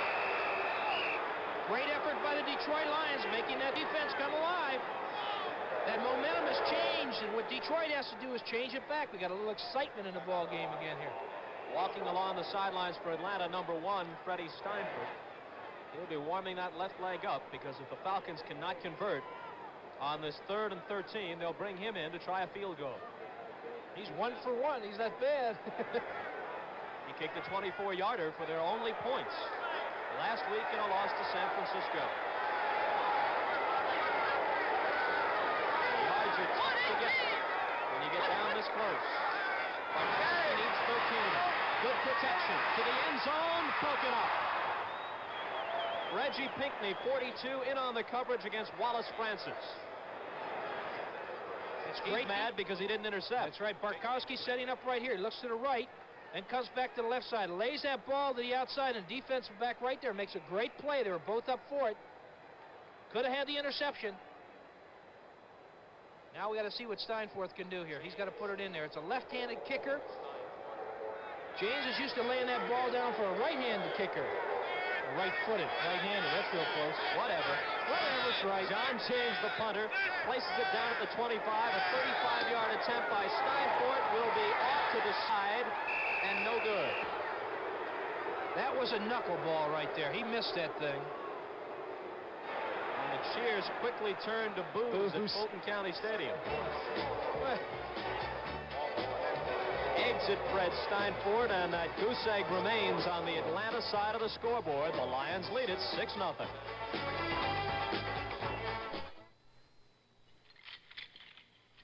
Are you still chained to? Gotcha. The rechargeable Norelco rotary razor lets you walk away, free from nicks and cuts. Its 36 surgical steel rotary razor blades are safely protected inside 3 floating heads to give you a comfortable shave that's razor close, razor smooth, for up to 3 weeks on a single charge. The rechargeable Norelco rotary razor. It lets you walk away from gotcha. Introducing the Ford in your future, the new Ford Fairmont. A new car designed for today and the years ahead. Fairmont's mileage ratings are the same as a little VW Rabbit when both are equipped with automatic transmission. And this Fairmont, as shown, is actually sticker priced less than this Rabbit. Yet Fairmont has 90% of the head, leg, and shoulder room of most large cars. Fairmont, roomy but with mileage like a small car, and the lowest sticker price in its class. Test drive Fairmont, the newest, better idea from Ford. Hello. Hello, young lady. How you doing out there? Doing better than the Falcons at this point in any event, I'll tell you that. I'll tell you, missing that chip shot had to kill him. On the 20-yard line after the missed field goal by Steinfort, the Lions are back in business. And the Falcon defense, which must wonder when they're going to get any kind of help from the offense, stops that play in a hurry. I'll guarantee you that's the first drive that Atlanta's had going for them this whole game right there. And at least they moved the ball down the field within field goal position and just blew the chip shot. Again, it's a great, Detroit came up with the defense to stop them from getting the 6 points. Now Atlanta's got to turn around and try to change that momentum again and get that ball back for the offense if they can do anything with it. They got a yard on that play. 2nd down and 9 from the 21. Kane and King have gone all the way in the backfield. Horace King brought down by Greg Brazina, the veteran right side linebacker. Again, that flow, Bob, was going great. The Atlanta defense flowed right along. King saw he had nothing to the outside, had to cut back to the inside. Here it is right here. You can see the flow of the defense flowing over there.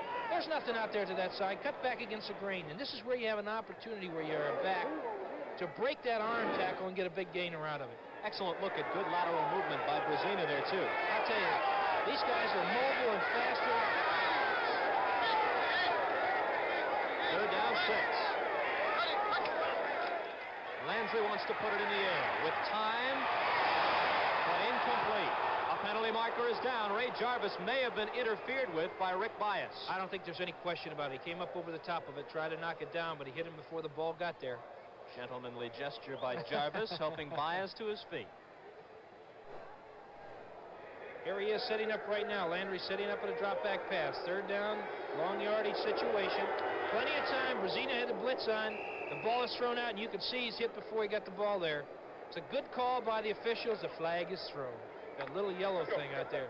Nobody likes to see it. You can't have it. It's a big offensive break for the Detroit Lions again. They're keeping that ball moving.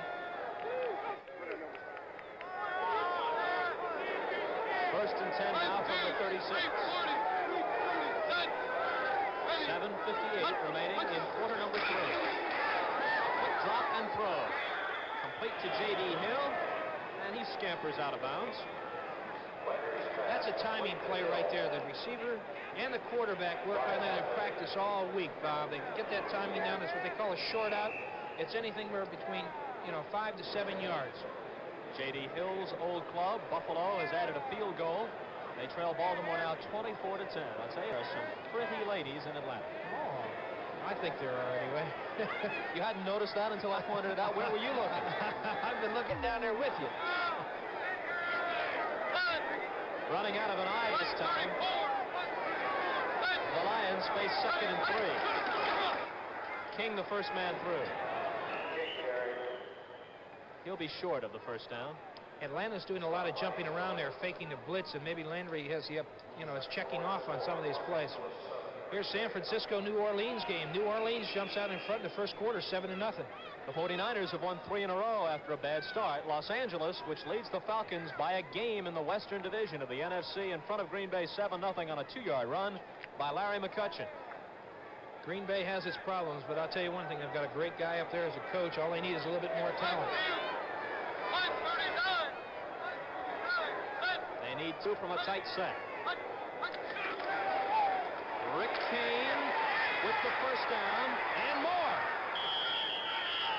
Into Atlanta territory he goes as the clock continues to move inside 7 minutes. Watch Mr. Kane come across here, picks his blocking again. There's a good block by the back in front of him right there. He cuts to the inside, breaks a tackle, gives him the old limp leg on the inside, and comes up and gets a tackle. Easterly.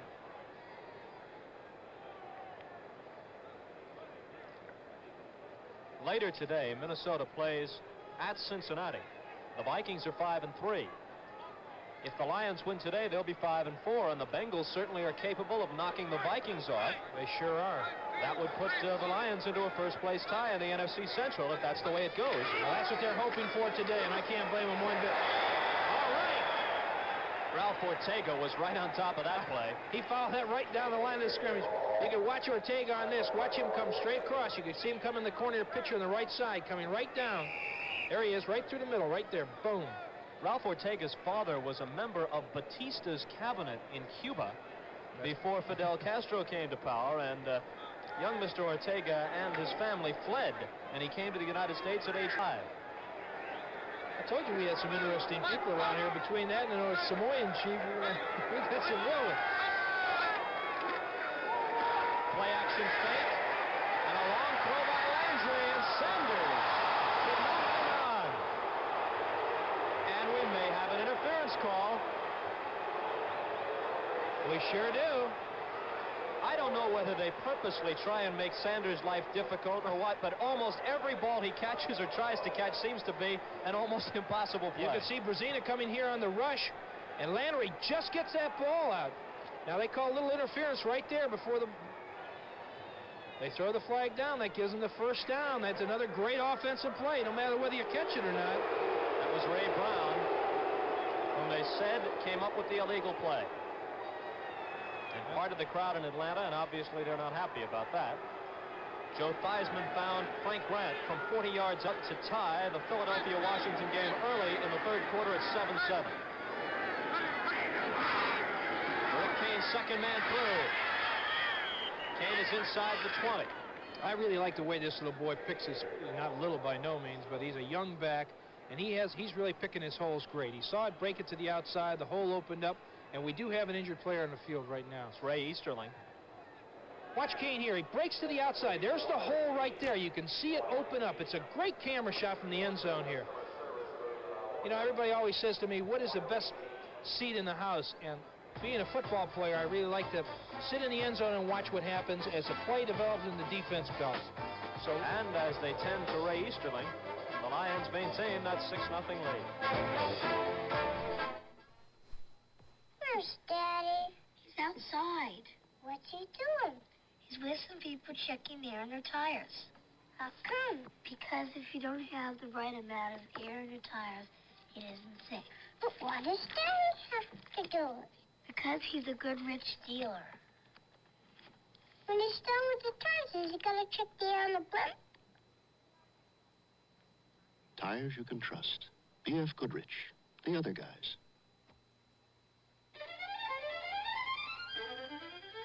Touch, the first computer TV. Magnavox Touch Tune Color Television. Touch and lock in computer sharp color, computer fast. Touch, no need to fine tune ever. Touch, at the set or by remote control, computer controlled color. Star System Touch Tune Color Television from Magnavox. Touch one today. Score! The Three Musketeers. Freewheeling fun with fiction's rowdiest heroes. A world television premiere on the CBS Friday night movies at 9, 8 Central and Mountain. Tom Moriarty, number 45, a young player from Bowling Green, has replaced Ray Easterling at free safety after Easterling was shaken up on the last play. So far, this Detroit drive has covered 62 yards, 37 of it on the pass interference penalty. Kane fumbles, and this drive is finished. Rollin Lawrence picked it up, and if Kane hadn't bounced back off the turf to cut him down, Lawrence might have gone for 6. He might have had that first one. Here's a shot from the end zone, looking at the ball handling right here. Here's Kane, breaks to the outside, and see the hand in there, knock the ball out. Rollin Lawrence picks it up. If he doesn't get up right here, if Kane doesn't get up, he's off and running. Lawrence would have gone all the way, and you can see that he's disappointed. Here's another angle with him breaking the outside. You can see the hand in there, stripping the ball away. All right, Lawrence had visions of the end zone, but Kane made a hustling play, and it's still 6-0. There's 85 feet between you and the ground, and there's enough juice at your fingertips to light up the county. But now comes Miller time. Time to head for the best-tasting beer you can find.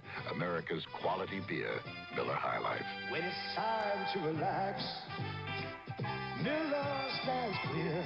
Beer after beer. If you got the time, we got the beer. Miller Beer. Ever get the feeling that you wanted to cut out? Go home, Mustang. Mustang.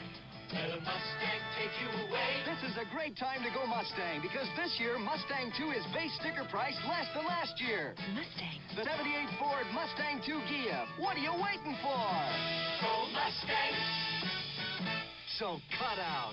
Go Mustang. A better idea from Ford. Hey, this bird really has some moves. They better have some moves going for him right now. All right. That bird is a ham. He wanted to get in on our opening of the game, wanted to appear on camera and go out coast to coast. Okay, 1st and 10 after the fumble recovery by Lawrence halted the Detroit drive. Bartkowski's going to throw on 1st down. You might have a crack at catching that one, Tom, but no Falcon did. Now, that was a good decision. He didn't have anybody that was open. He threw that ball away on purpose. That wasn't a bad throw. They keep shuffling those plays back and forth. We've got to get some offense generated by Atlanta to get this thing moving. The last time the Falcons had the ball, they launched their longest drive of the game, and they got deep into Lion territory. And they used the running game primarily to get that thing rolling. Now they've got to come back up. They had some great runs, got those 1st downs. But they were eventually stopped, and Steinfurt missed the 35-yard field goal, so they came away with nothing. Out of the eye, a fake to stand back, and Bartkowski throws to stand back. And he has a 1st down.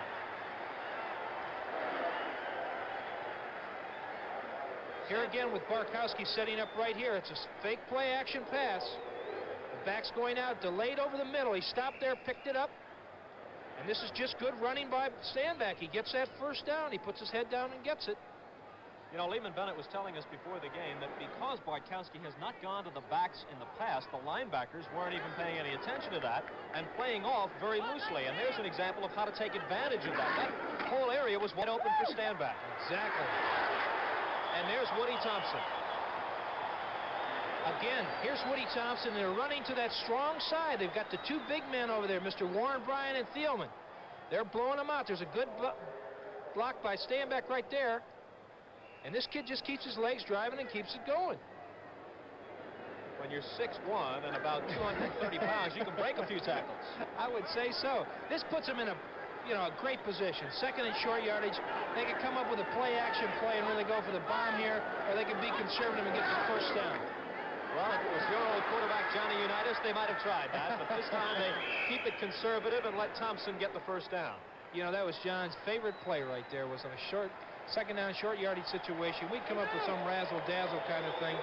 They would get, we'd get those linebackers on a 1-on-1 coverage with the back coming out of the backfield. And we usually, we'd capitalize on it. And even if we didn't, we'd come back with a 3rd and 1 short yardage situation and be able to pick up the 1st down anyway. Speaking of razzle-dazzle, another quarterback who played with you, Earl Morrow, is here. He's doing some work in the press box in communication with Tommy Hudspeth for the Lions. And never forget that flea flicker in Super Bowl III. Either will I.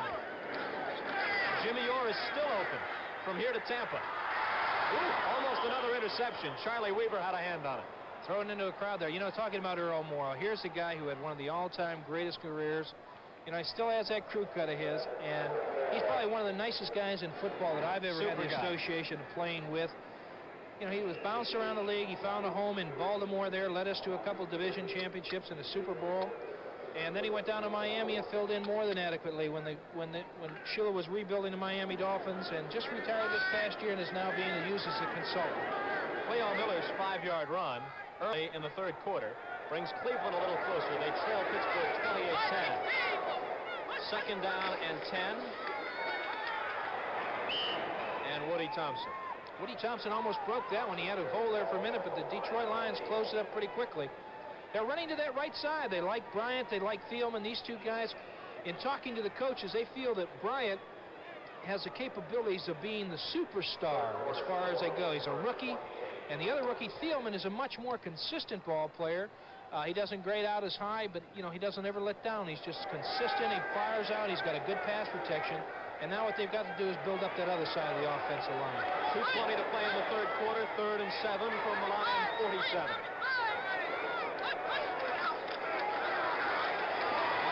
Under pressure. A man is wide open. It's Jenkins. He's wrestled down by Barney, but they have the first down. And Bartkowski got laid away on that one after he let go of that ball. Here he is setting up right now. The blitz is on. You can see it coming from the outside. The back does a good job picking up, and here comes number 80. And watch Jenkins on this isolation. Watch the pattern that he runs on Barty, and a veteran. He looks like he's doing the takeoff pattern, does a comeback. The ball is right there. Barney comes in for the tackle. You know, Lem Barney started the season as a reserve after that great career for so many years with the Lions. He obviously wasn't happy. They moved him from the corner to free safety. But then after Walt Williams, a young player, a rookie, had a lot of trouble with Gene Washington in the game against San Francisco, Barney came back to start. Bartkowski again to the air. Did he stay in bounds? Yes, he did. And Bartkowski got hit again hard. That time it was Wallace Francis, and he had to do a dance to make that a legal play. I tell you, he kept those 2 feet in. Here's Bartkowski setting up. Watch after he gets rid of the ball right here. He gets hit right in that knee again. The ball is perfectly thrown to the sideline. He gets one down and 2 down. He drags that back foot. Look at that. That's a great receiver that could do that. The official is right on top of it. A great job by the officiating crew. The Falcon air game was non-existent until the last 2 plays, when Bartkowski has found first Jenkins and then Francis. 1st and 10, the ball on the 11th. Woody Thompson to the 9.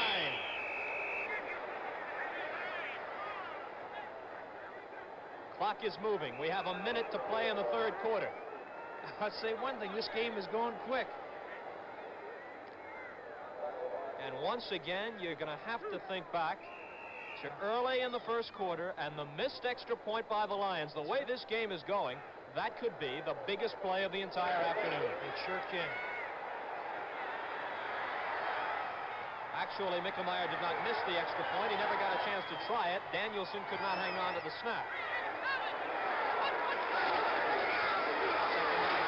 Stand by. Dick Geron was there on the stop, and so was Paul Newmoff, number 50. We'll look at it again. Look at it from ground level here, and the offensive lineman pulling out. Now you can see the flow right here, that back trying to pick his hole. But look at the defensive lineman coming right along the line of scrimmage. The halfback comes up, and Newmoff makes the tackle right there. 3rd down and 6. From the 7. They can get a first down at the 1, but they'll have to wait on both sides. The 3rd down play will come at the start of the 4th quarter. That's the end of 3. And her hopes have to have picked up a bit. The Falcons are driving, but right now they trail 6-0. This is an Archer electronic smoke alarm from Radio Shack. It can save your life and property by detecting smoke before it's too late, and alerting you with a loud, continuous horn sound. It's on sale now at only $21.88. A small price to pay for so much peace of mind. Protect your home or business today with a low-cost Archer electronic smoke alarm. Only at Radio Shack, a Tandy company.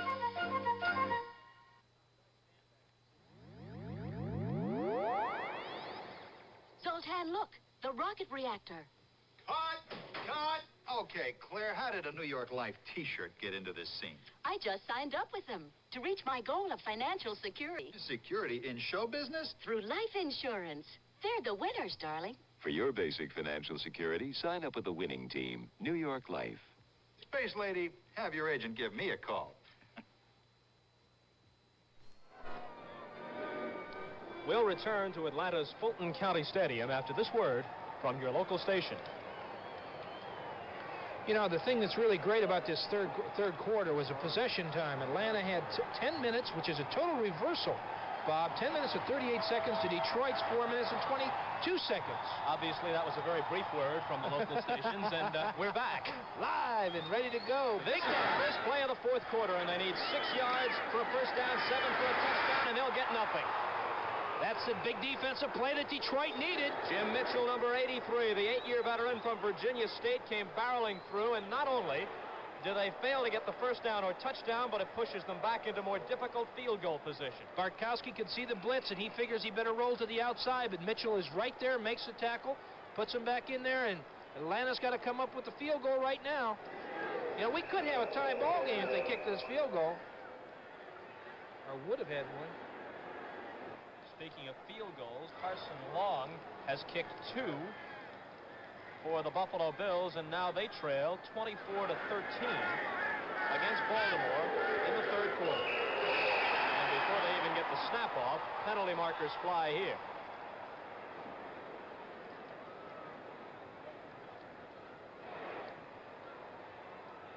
Looks like it's going to go against Detroit.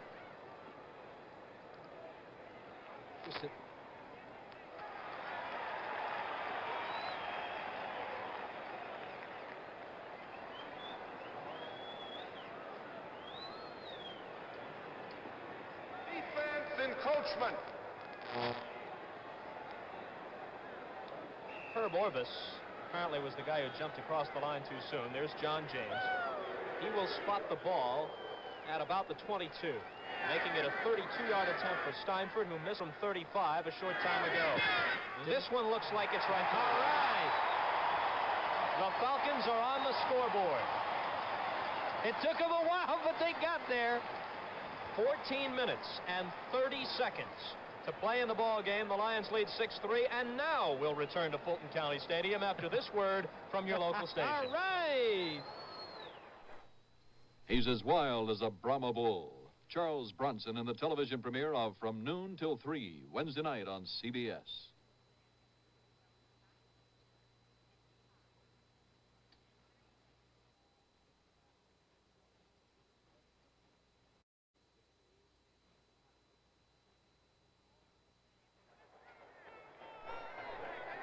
Atlanta went 61 yards in 12 plays before Steinford kicked the 32-yard field goal. Now he kicks off with Eddie Payton waiting deep.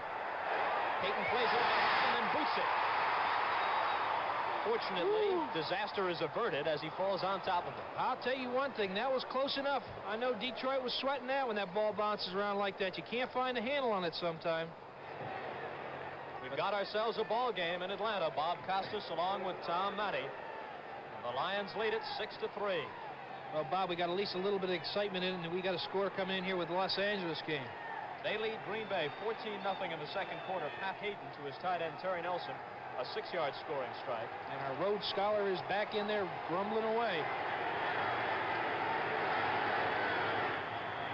The Lions have had a 6-0 lead since their first drive of the first quarter, and they've sat on it until now. It was just cut to 6-3 by the Steinford field goal, so the Lions have to figure they will have to show something on offense before this one is over if they hope to stay on top.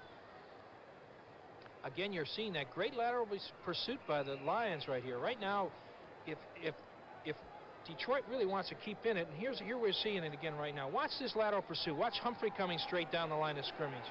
The backs are coming up. Boom. Humphrey is in there on the back. And he's coming from all the way on the other side. Morrow makes the tackle. Second down 9. 13:45 remaining in the game. Out of the eye with King the up man. Fake to the second man, Kane. Landry will be sacked. Ray Easterling, who was shaken up earlier, but is back in the game, came through on that safety blitz and brought him down. Another great shot of the end zone camera right here. Eastling's on the right-hand side of your pitcher. He's in a blitz position. Brazina has to come back out. There he is. He makes a tackle. He doesn't look like he's hurt right now. Claude Humphrey jumps on top just to let Landry know that he's around. Landry had to feel it, too. You know, both of these clubs come with that safety blitz, and it's a play that you have to use. Either it's going to be successful or sometimes you get burned on it. Third down 12 from the 13, and if the Lions don't click here, third down 18. My mistake, third and 18. And if they don't come up with this first down, they're going to have to give the ball to the Falcons in good field position. And Kane is not going to get that first down. So now there's a lot of pressure on Wilbur Summers. He's going to have to get away a good punt, or the Falcons will be out around midfield. Again, you've got to give credit to that Atlanta defense. They've done a great job containing the Detroit Lions today. And also, you turn around and look at the other part of it. Detroit Lions have done a great job containing the Falcons, so it's been a defensive ball game as we predicted. Wilbur Summers with Roland Lawrence waiting deep. He got plenty of foot into this one. Chases Lawrence back around his own 35. 45-50. Lawrence down the sideline and into Lion territory before Summers, the punter, finally spins him out of bounds. That was a great wall right there. You could see it developing. Here we go again. You can see it building up. Watch the guys as they come into the picture. Key block right there. Gets him to turn the corner. Another great block. There he goes. He's going right down the sideline. This is a great return in great field position. Atlanta's really knocking on the door.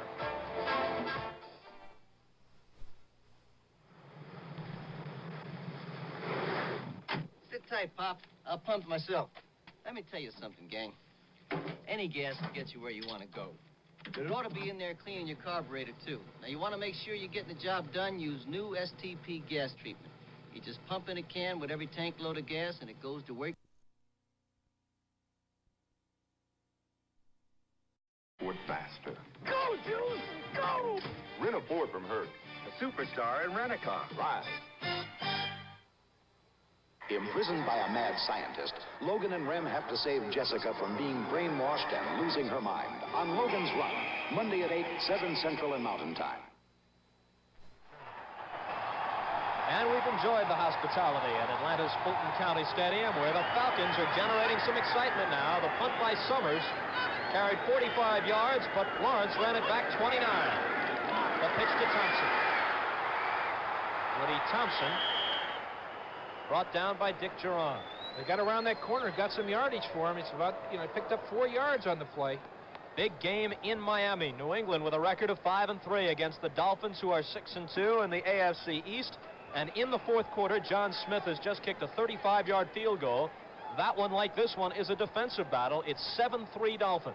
You know, it's amazing because both of these teams have generated a lot of offense through the year this year. Don't ever count out that Mr. Don Shula. He's one heck of a coach. Second down and 6 from the 31. Haskell's stand back will be dragged down by Ed O'Neill, the middle linebacker. Big defensive play by the 4-year veteran from Penn State. Ed O'Neill came shooting through on the blitz again, broke right in between the guard and the center and came up with a big play right there. That puts him back in the hole with a third and long yardage situation. That's when a back really, Bob, when he really feels helpless. He can feel that internal pressure coming through and he has no place to run. And, stand back is a good overall versatile back. But when you have that pursuit coming right down, bearing down on you, then not much you can do. Third down and 10. The clock is moving with 10:50 remaining in the game. Bartkowski throwing. First down, Al Jenkins. Inside the 20, the little guy goes. This kid is quick as can be. Bartkowski really threw a great ball. I think he's finally getting a little bit of confidence back right now. You can see the pressure that's being put on. They have the blitz on again coming to the inside. Linebackers are looking out. Bartkowski sets up, really throws the ball. Jenkins has a comeback pattern, breaks it. Breaks the tackle right there and gets that first down. Gets knocked out of bounds. Reggie Pinckney finally forced him out. The ball is at the 18-yard line.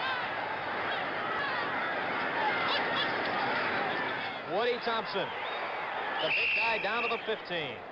You know, again, right here, don't count out those Detroit Lions. They've always been noted for being a great defensive ball club. I can remember way back when Joe Schmidt was that middle linebacker. He was all over the field. But these guys have done a great job today, and they've got the capabilities of stopping Atlanta right now. And if they do, what do we got? Another field goal and a 6-6 tie? Overtime is a definite possibility in this game. No question about it. There's still plenty of time remaining as Tommy Hudspeth looks on in the fourth quarter. A little more than 10 minutes to play. Haskell's back there. Second down play. Stand back. Down inside the 10 before Dick Geron, number 26, grabbed him around the ankles and brought him down. And he's hurt on that one. Stand-back carried the ball. Tackled by Geron. Stand-back makes a great run. Here's the handoff right there. It breaks the outside. Number 68 gets a great block to the outside. Stand-back turns it on and almost gets that first down. I think he might have hurt his ankle on the play, though. He wants to stay in. Well, whenever you have a player that comes out, whenever there's a timeout taken, that player has got to come off the field for at least one play before he's allowed to go back into the ball game.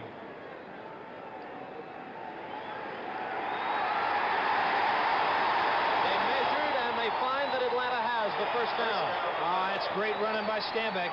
And by the way, because they stopped the clock for the measurement, that did not cost the Falcons a timeout. That might become important toward the end of the game. Each team still has the full complement of 3. Stanback will, however, go out at least for a while, and he's replaced by number 39, Billy Ray Pritchett. Both tight ends, Mitchell and McCrary, are in there now. And there is the situation. They've been knocking on the door throughout the second half. So far, only a field goal to show for it. Billy Ray Pritchett. It takes an army to bring him down. He's a big guy at 235, but the Lions stop him. You got 2 big backs in there right now, but Stanback is coming back into the ball game right now. They're bringing Jenkins into the outside, so it's it's a second down long situation. Got to get in that end zone for the touch.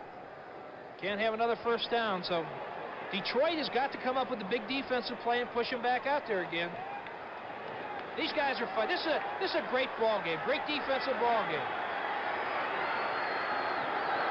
Stanback has come back in, along with Woody Thompson.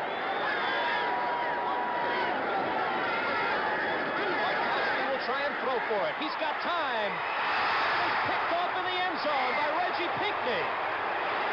Another big defensive play for the Lions, and there you saw Woody Thompson slap himself on the helmet as if to say, can't we ever do the finishing touches on a drive? That's right. The blitz is going. Here's Barkowski throwing right into a crowd. And a great defensive play. No, number 42. And here we are right now, 6-3. Saves the day. Introducing the Ford in your future. The new Ford Fairmont Wagon.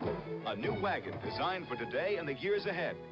The Fairmont wagon has excellent mileage ratings, but while it is trim and lean outside, Fairmont has almost 90% of the passenger space of most large wagons, and with the seat down can swallow up all this cargo. Yet for all this, the new Fairmont wagon, as shown, is actually sticker price less than this little VW Rabbit. Test drive Fairmont, the newest, better idea from the Wagon Master. Come on, gang, big smile. Well, you don't want to leave the good times behind. Pack along a simple shooting Kodak Trimlight Instamatic 18 camera.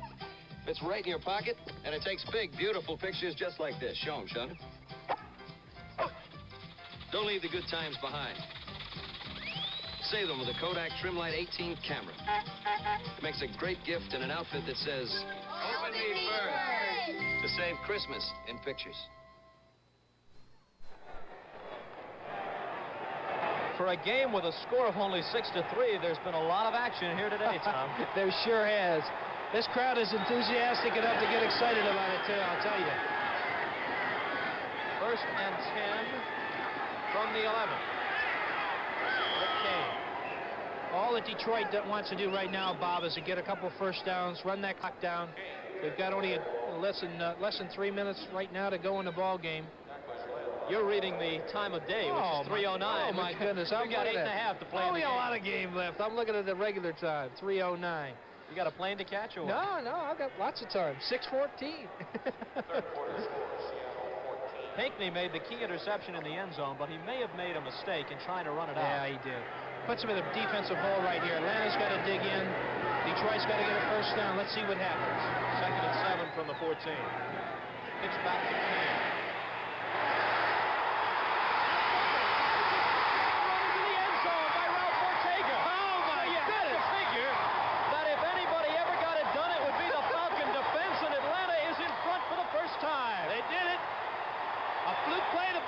Right up in the air, and he walks in.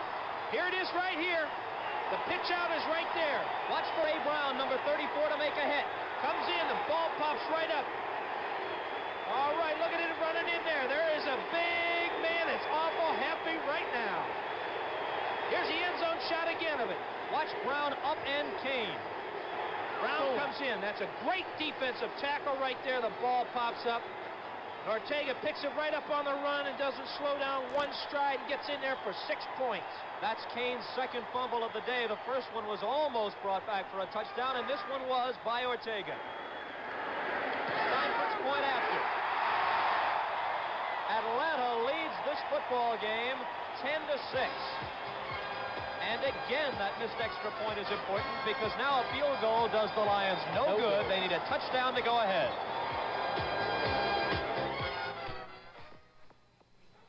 To the top of the key, shoots, good. The pitch, a swing and a miss, strike 3. Ever want to watch two things that are on at the same time? Well, now you can, because Sony's revolutionary Betamax deck, which hooks up to any TV set, can actually videotape something off one channel while you're watching another channel. With Sony's Betamax, you won't miss a thing. A triple play. You've just seen a triple play.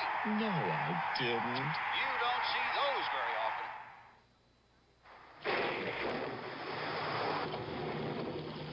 A rain-slick highway, a skid, and a potentially major accident becomes a minor incident.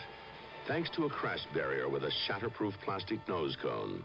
A unique plastic developed and supplied by Phillips Petroleum. Developing new plastics or making fine products for your car. That's performance. From Phillips Petroleum, the performance company. So the Falcon defense, which has been the story here in Atlanta all season long, puts them in front. And now Steinfurt kicks it low to try and keep it away from Peyton. It's picked up by one of the up men. Looked like Woodcock, a defensive lineman, in on the special teams. Yes, it was number 77. And he got the ball out around the 40, so it's pretty good field position for the Lions, and they have plenty of time, 7:55 to work with. They sure do, and let me tell you one thing. Mr. Landry is a veteran quarterback, and he knows how to move this ball club, and he has a great arm. All he needs to have is the time to afford him to throw that football, and he has that capability. These guys can do the job for him. He's got great receivers.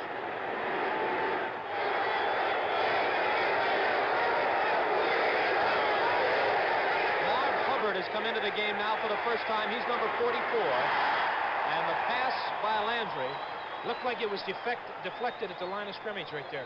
Intended receiver J.D. Hill. There's Hubbard, number 44, the 8-year veteran from Colgate. Bothered by shoulder injuries the last 2 years. Picked up when he was let go by a very deep Oakland team. A lot of guys who can't make the Oakland club can find employment elsewhere, and that was the case with Hubbard in Detroit. Mr. Hubbard is some kind of ball player. He's one of those big, strong backs. You know, he got one purpose. That's going downhill towards that goal line. You got to feel sorry for Rick Kane. He was a workhorse all afternoon, but he fumbled twice, and now they've taken him out of there. Landry under pressure. Sacked. Wilson Falmuina came in there, the rookie from San Jose State. I'll tell you, you know they're going to come after him. They're going to put that pressure on him. Watch how that pressure is put on right here. They got the linebacker down there. Watch Falmuina, number 74, giving the in-and-out move. He comes free right there and comes in right in on Landry. Makes a great play. This kid is a hustler. Kansas City is on its way to its second consecutive victory under new head coach Tom Bettis. Late in the third quarter, they lead Chicago 17-0, the latest score a 37-yard field goal by Jan Stenerud, despite the fact that the Bears haven't scored. Walter Payton has gone over 1,000 yards for the season in only the 9th week of the year. Hey, Mr. Payton is probably one of the most exciting backs I've ever seen. All right, this is a big third down play. They need 16, and they will lose rather than gain yardage. Second consecutive sack. Dewey McClain, number 52, is in there to bring down Landry, and the Falcon defense, inspired now that their club has taken the lead, has saved their best antics for late in the game. I'll tell you again, you can see that Lehman Bennett is putting the pressure on, blitzing the linebackers. You can see him coming from the outside right there. Landry has no time at all to set up to throw that ball, so it's not his fault. It's just great defense by the Atlanta Falcons. So now as Wilbur Summers prepares to punt, the assignment for the Falcon offense is to ball for as long as they can. Ronald Lawrence lets it back. And then falls on it. Somebody may have touched that ball. That might have been, temporarily at least, a free football. It sure could have been. It must have hit somebody on the back over there. Looked like it hit Billy Rickman, number 82, but Lawrence very alertly pounced on it. And it will be Falcon ball with 6 minutes and 57 seconds to play in the game.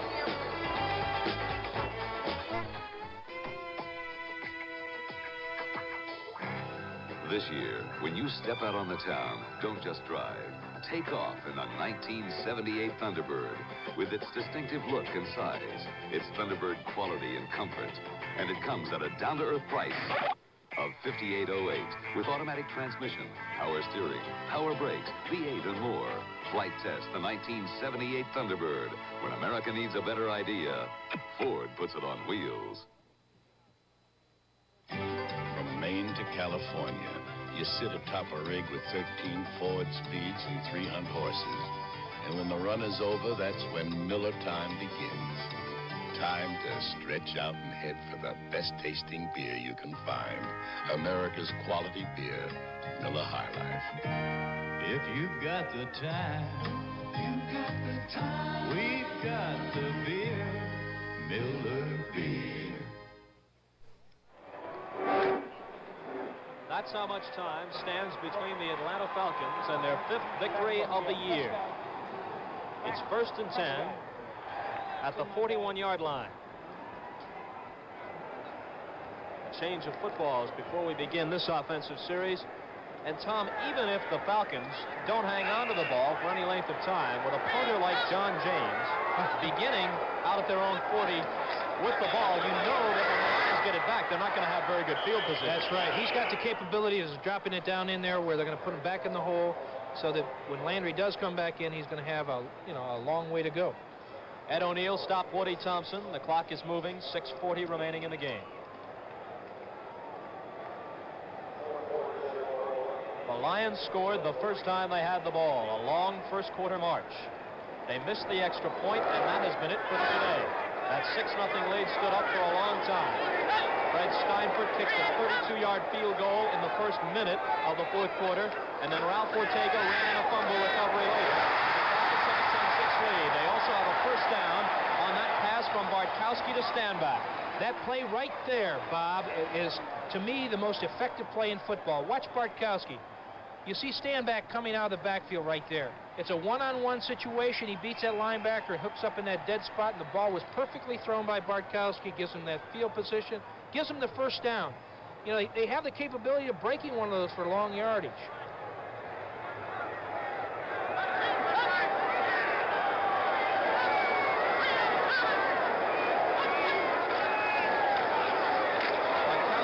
To stand back, and the Lion defense is waiting for him, led by Jim Mitchell, number 83.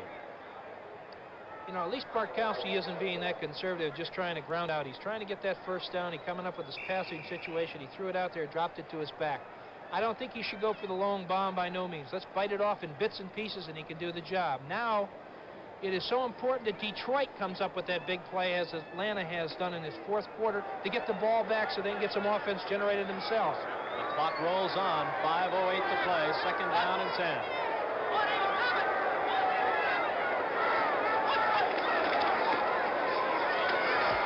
Woody Thompson. Jim Mitchell again on the tackle. Inside 5 minutes, this will be a third down play. Both teams have 3 timeouts remaining. I try to let that clock run down as much as I can before I got that ball off again here. Third and a long 7 or a short 8. Take your pick. And there is the most important part of the scoreboard right now for the Detroit Lions. No question about it. They've got a little over 4 minutes left to go in this ball game. It's a lot of time that they've got to stop the Falcons right now if they want to get possession. Bartkowski's going to put it in the air. He has time. And he may get the first down. I think he has that first down. He hit the turf before Paul Newmont got a chance to get a good crack at him, and that's wise because Bartkowski is playing with the injured knee, but he got the first down before he went down. You can see Bartkowski, they had a tackle game right there. The offensive line picks it up. Bartkowski sees no place to go, so he tucks it under his arm, gets right out in front, sees he's going to get hit, as a smart quarterback should do. He makes a dive, gets that first down, and keeps that ball under possession of the Atlanta Falcons. Ooh, did that hurt the Lions? 3:40 remaining at the 38 of Detroit.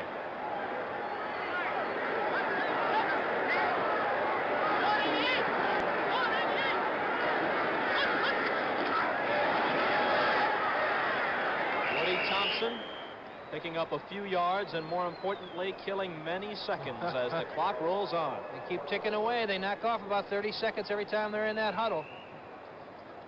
And that's what they've got to do. I imagine the Lions will wait until inside the 2-minute warning before using up any timeouts.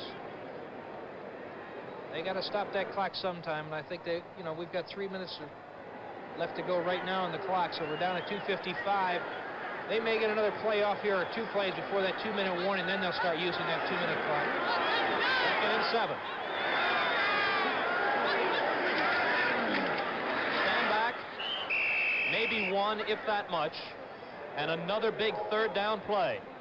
Big for the Falcon offense, even bigger for the Lion defense. You can see how they're using that clock right up in that right-hand corner. 2 minutes and 31, 2 minutes and 30. It's ticking off. Boy, time is in the favor of the Falcons right now, and Detroit has got to come up with some kind of a great defensive play to stop them right here.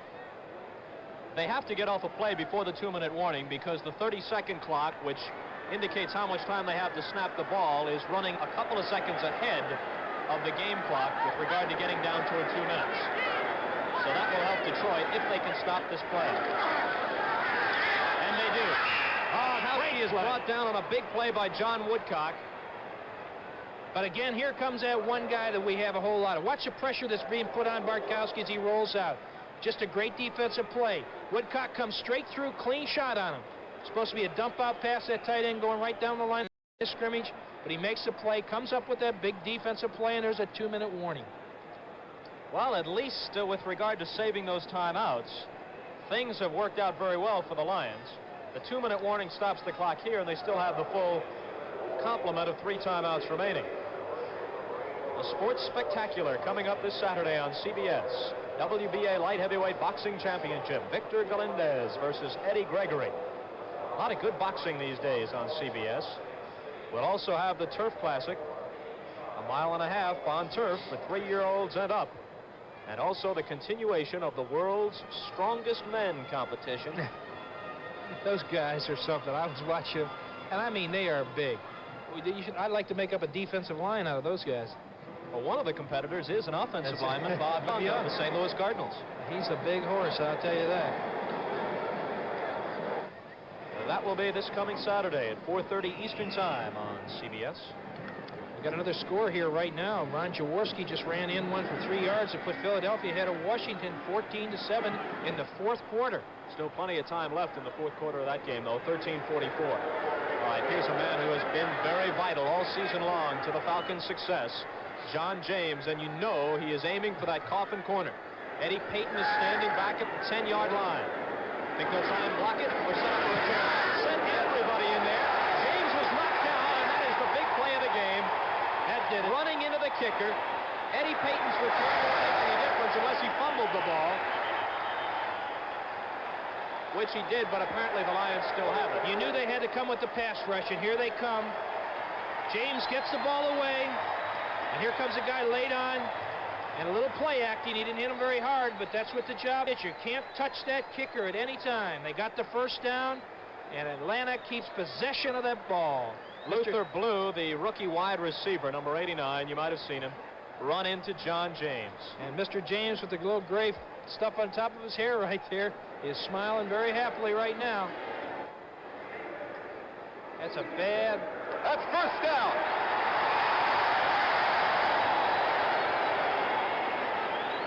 Well, with the ball likely to go to the 10 or inside of it with James kicking, I guess they figured their best crack at it, especially against a team like Atlanta, which is tough to move the ball against, let alone go 90 yards in 2 minutes against. Their best chance was the block, and they went all out, and they got the short end of the deal. Right running there, into the kicker call. Detroit will have to start using their timeouts. Stand back is stopped, and so is the clock. 2 more timeouts left for the Lions. You know, they had plenty of time for possession of that ball. If they wouldn't have blocked that, you know, wouldn't have roughed that kicker. They had a lot of time. With Landry in there, I still say that he's probably one of the great guys with that 2-minute offense. He can move that ball club down the field, but he has to have the time to be able to throw that football. In that last series, he didn't have the time. Atlanta had come with the big blitzes from the safeties and the linebackers and put that extensive pressure that was put on him where he didn't have the time to throw it. Would you have gone for the block in that situation? I sure would have. I'd have done the same thing as you said, Bob. You know, you got a one-shot chance at it. Although James is, you know, has a great punter and he can get that foot off quick enough, but you got to take a shot at it. You put those 10 men up and come right after him. Coming up this Friday night, 11:30 p.m. Eastern Time on CBS, a sports special. We've been telling you about the great boxing on CBS. This Friday, Leon Spinks, the Olympic great, against Alfio Righetti, the Italian champion, possibly for the right to meet Muhammad Ali sometime for the heavyweight championship. Who knows? You know, we got an update on another score here. Pittsburgh is really putting Cleveland away right now. It's the 4th quarter. Bradshaw just hit Stallworth for a 9-yard pass completion. It is 35-10 in favor of the Pittsburgh Steelers. They're back in the ball game. Cleveland lost last week to Cincinnati. Now they're being pummeled by Pittsburgh. They've come back to the pack. That's in right. the AFC Central. Time remaining. Upper right-hand corner of your screen. Woody Thompson wrapping both arms around that ball to make sure he doesn't fumble. The Lions will ask for a timeout here, I would suppose. And now they stop the clock. Now, this is something that I have always wondered about, Tom, and you see this all the time. That play ended with 1:37 on the clock. Why did it take 7 seconds more to stop the clock when the Lions know that they have to call a timeout? Why haven't they coordinated things well enough so that the clock is stopped almost instantly? Well, this is where you delegate your captains. This is their responsibility to get that official. The referee who has the right to stop that clock. He's got to get to him right away and say timeout, and that's when that clock is stopped and an official calls it right away. But, you know, you delegate your responsibility. A team captain out there is responsible for doing that. We have some great games coming up next week right now. Minnesota will play against the Bears at Chicago. Tampa Bay will play these Lions in Detroit. The Lions very tough at home, 4-0. These Falcons will go to the Superdome in New Orleans to play the Saints. Philadelphia, which is in front of Washington right now, will play the Cardinals in St. Louis. I'll tell you, there's a lot of things going to hinge. This race can still hang right in there. Look at this one. Oh, boy. Big interconference game. Dallas against Pittsburgh. And the very hot, you know, San Francisco team that's really coming back. They were 0-5, and they've won the last 3 games. They're winning today. L.A., San Francisco ought to be a great game to see. And if the Falcons hang on here, they'll continue to keep that pressure on the Rams. So that'll be a big one for Los Angeles next week against San Francisco. No question about it. San Francisco feels that they're still in contention. 1.5 minutes to play, 3rd and 12, 1 timeout remaining for the Lions. That play is stopped immediately. The clock is 2. 1:24 remaining. The Lions will have the ball, but no timeouts. That's right. There's the time right there where they stop that clock right away. No time ticked off. 6 seconds. Boom, they got the timeout. Now, here's where they've got to have the rush again. I don't know if they're going to come after it. They've got to do something to put some kind of pressure on James to try to make him kick a short one. They have no timeouts left. You're going to have to look for the sideline patterns. And defensively, the Atlanta Falcons know this. They're going to hang back in there. They're going to come in with their prevent defense. And the Falcons are talking about just that along the sideline. They expect that big rush. as John James trots out there. With a punter like James and a defense like that of the Falcons, if you can get a couple of touchdowns a game from your offense, you're in business. You're right. You know, we at the start of the program today, we talked about that 12th defensive player. And James, here's the kid that does it. He can really drop that ball back in. Let's see what kind of a punt he gets off right now. Kind of a low snap, but he gets it away under very little pressure. Peyton lets it bounce, and it goes into the end zone. They had a real good chance to down that inside the 5. They sure did. They wanted to get the most out of it that they could have, and it was a bad mistake. We also have a flag down on the field. There's Dewey McClain picking himself back up. And I believe it is against Detroit. No, it might be against Atlanta, Tom. Let's see. Okay. Ben Dreith will untangle all the confusion for us. Looks like the Falcons might have sent an ineligible receiver downfield, or ineligible man downfield. He left too early, I guess. They're going to kick it over again. They want to try to stop that ball. I'd take the penalty, too. Stop that ball inside the 20, because that would have given them pretty good field position. They also used up a little bit more of that clock, too. They're down to 1:14 right now. Seattle Seahawks are very competitive. Illegal man downfield, 45. Didn't mean to interrupt Ben Dreith there. No. The Seahawks, a very competitive expansion team, lead the Jets 17-0 in the fourth quarter in Seattle. That is a big, big upset right there. I thought the Jets were really coming around. Well, Richard Todd was hurt. And they had to go with Marty Domers at quarterback. Oh, no. He was down with Baltimore, played with me for a couple of years. Good old Marty. John James again. Again, a low snap. They came after him but didn't get it. Peyton. Trying to get down, but can't get there. So in that exchange, they gained only 2 yards. They would have had it at the 20 anyway after the touchback, and they lost about 10 seconds. I think James just wanted to get that ball off quick as he could, and he only had a 34-yard punt on that. But now here it is again. It's up to that Detroit Lion offense to generate something. They only have a short period of time left to go in this ball game. And the crowd at Atlanta's Fulton County Stadium chants defense. Maybe you can hear them in the background. Well, I'll tell you, they've risen to the occasion before, and I think they'll do it now. We got to see what happens. Ramsey obviously has to throw on every play. There it goes, another one. That'll be another touchdown. Pennywell for the touchdown.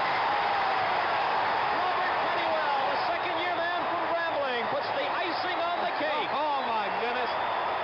And who scores all the points with the defense for him again? This offense isn't doing anything, but I'll tell you, they've got the great defense, and here it is right now. The ball pops right up in the air. Pennywell picks it off. It scampers in that end zone. He's so happy. Look at him. They love to spike it. I hate to say this, but the man who juggled that pass was poor Rick Kane. Oh, boy. When it rains, it pours on a guy, a young ball player like that. But that's, you know, he'll come bouncing back. He's got a lot of talent. He's got a great future, I think, in the NFL. If Steinfurt boots this one through, the Falcons will equal their highest point total of the year, and they do with 17. And 14 of those 17 points set up by the defense. I'll tell you, they did a great job. This defensive ball club has just risen to the occasion, as they say. 17-6. This one is all but over with 55 seconds remaining. Very, very disappointed Detroit Lion team. This defense of theirs was held right in there, done a great job for them. And the poor offense just hasn't been able to generate any offense on either ball club. Detroit has nothing to be ashamed about, Bob. They've done a great job out here today. And even though they're losing this ball game, that race over there in their division is still tight. And if Minnesota can get knocked off by Cincinnati, you know, we're right back into it again. Robert Pennywell with the interception return for a touchdown. Earlier, Ralph Ortega ran a fumble in for a score. The defense has done it all. The Celebrity Challenge of the Sexes. We told you about it earlier. It's coming up a week from tonight, 8 o'clock Eastern Time on November 20th on CBS. Such classic confrontations as Phyllis George against Steve Garvey in ping pong. Christy McNichol of Fleetwood Mac will go skateboarding against Bruce Jenner. I'd like to play some tennis with Farrah Fawcett. Wonder who chose that assignment. Leonard Thompson stepped out of bounds returning that kick. which stops the clock, if nothing else, with 46 seconds remaining. Landry's had a tough day today. He's only 3 for 9. The very thought of Phyllis George battling Steve Garvey in ping pong is enough to have you cancel all other plans for the evening, I would say. No question about it. I'll tell you, they've got some beauties on there, and the challenge of the sexes should be very interesting. 46 seconds.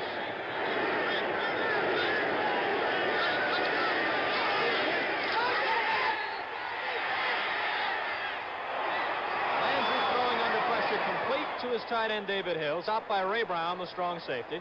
And the clock keeps on ticking away. There's no timeouts left for Detroit right now, so they've got to line up, hurry up, and get that ball moving. The official will stop the clock because the Falcons are obviously taking all the time they can before lining up again. Landry throws it out of bounds to stop the clock with 23 seconds. The Lions really dominated the first half of this game, but in the second half, the Falcon offense made some noise. They accounted for only a field goal, but twice they drove deep into Lion territory only to come away empty-handed. And then their defense turned in 2 big plays for scores, and they're on their way to a 17-6 victory. You know, you think about the 6 points, you know, that's keeping that under that 7-point per touchdown per game. That only gives them 62 points in 9 games. They're going for a big record. Landry throws incomplete as the clock moves down to 17 seconds. When this was over, the Falcons will be 5-4. The Lions will be 4-5, 4-0 at home, 0-5 on the road. They have had fits away from the Silverdome. They sure have. That's a great field up there, too, and their fans could be... Listen, don't be embarrassed about this game today, I'll tell you one thing. They're still a ball club that's growing. They've got a young team. They're improving with every game. These are the kind of games we predicted in the beginning it was going to be a great defensive battle, and it has turned out to be that. And the two touchdowns that Atlanta has are from, defensive plays. And if Cincinnati beats Minnesota, the Lions will still be only a game behind in the Central Division. This pass is complete to little Eddie Payton, and he skips out of bounds to stop the clock with 12 seconds remaining. Atlanta, on the other hand, will trail the Rams by only a game in the NFC West, even if the Rams hang on to beat Green Bay today. Right. And tomorrow night, the Cardinals play the Cowboys in Dallas, and the Bird is keeping some fine company of late. And should the Cardinals lose that game to the undefeated Cowboys, they'd be 5-4, which would pull Atlanta and St. Louis even in the wild card chase. I'll tell you, it's a close race, and nobody's out of it yet, I'll tell you that. Falcon cheerleaders have every reason to smile. 12 seconds to go. Landry's pass was in the general direction of Luther Blue. A lot of pressure on. They have the blitz coming right after him again. These gals have got to keep moving to stay warm. It's only about 50 degrees here. You can see the pressure coming in. Look at there's 7 guys charging right in there. There's no place to go. Luther Blue's coming across the middle to the inside. But the pressure on Landry is too great. It's interesting about these girls all around the league. Ever since the Dallas girls down there have made such a big ruckus about it, all the other girls around the league have really felt that they're just as well qualified to get all the recognition. I'll tell you something about that after this play. This is yet another interception. Roland Lawrence, and he's going to see how far he can go with this one. The game ends on the Roland Lawrence interception, and the Falcons, caught by Lawrence, have beaten the Lions 17-6, and now John Woodcock is involved in a little extracurricular activity along the sideline as some Lion frustration spills over. I can't blame him there At the end of the game. There's a lot of frustration going on for the Detroit Lions right now. Here's Landry. He's throwing this up just in frustration. The pressure is great on him right there. He throws up a grab ball. Roland Lawrence picks that thing off. One thing, you better not carry it like that, son. It's going to be taken away from you. Tuck it under. Here's where it happens, right on the sideline. There's a little shot right there that's given to him. And a little bit of action is going. But I'll tell you, this is 2 great ball clubs, 2 great defensive ball clubs that had a great day going, and we just think that, they're not out of it at all. So the Falcons improved their record to 5-4, and we'll be back after this. Thank you.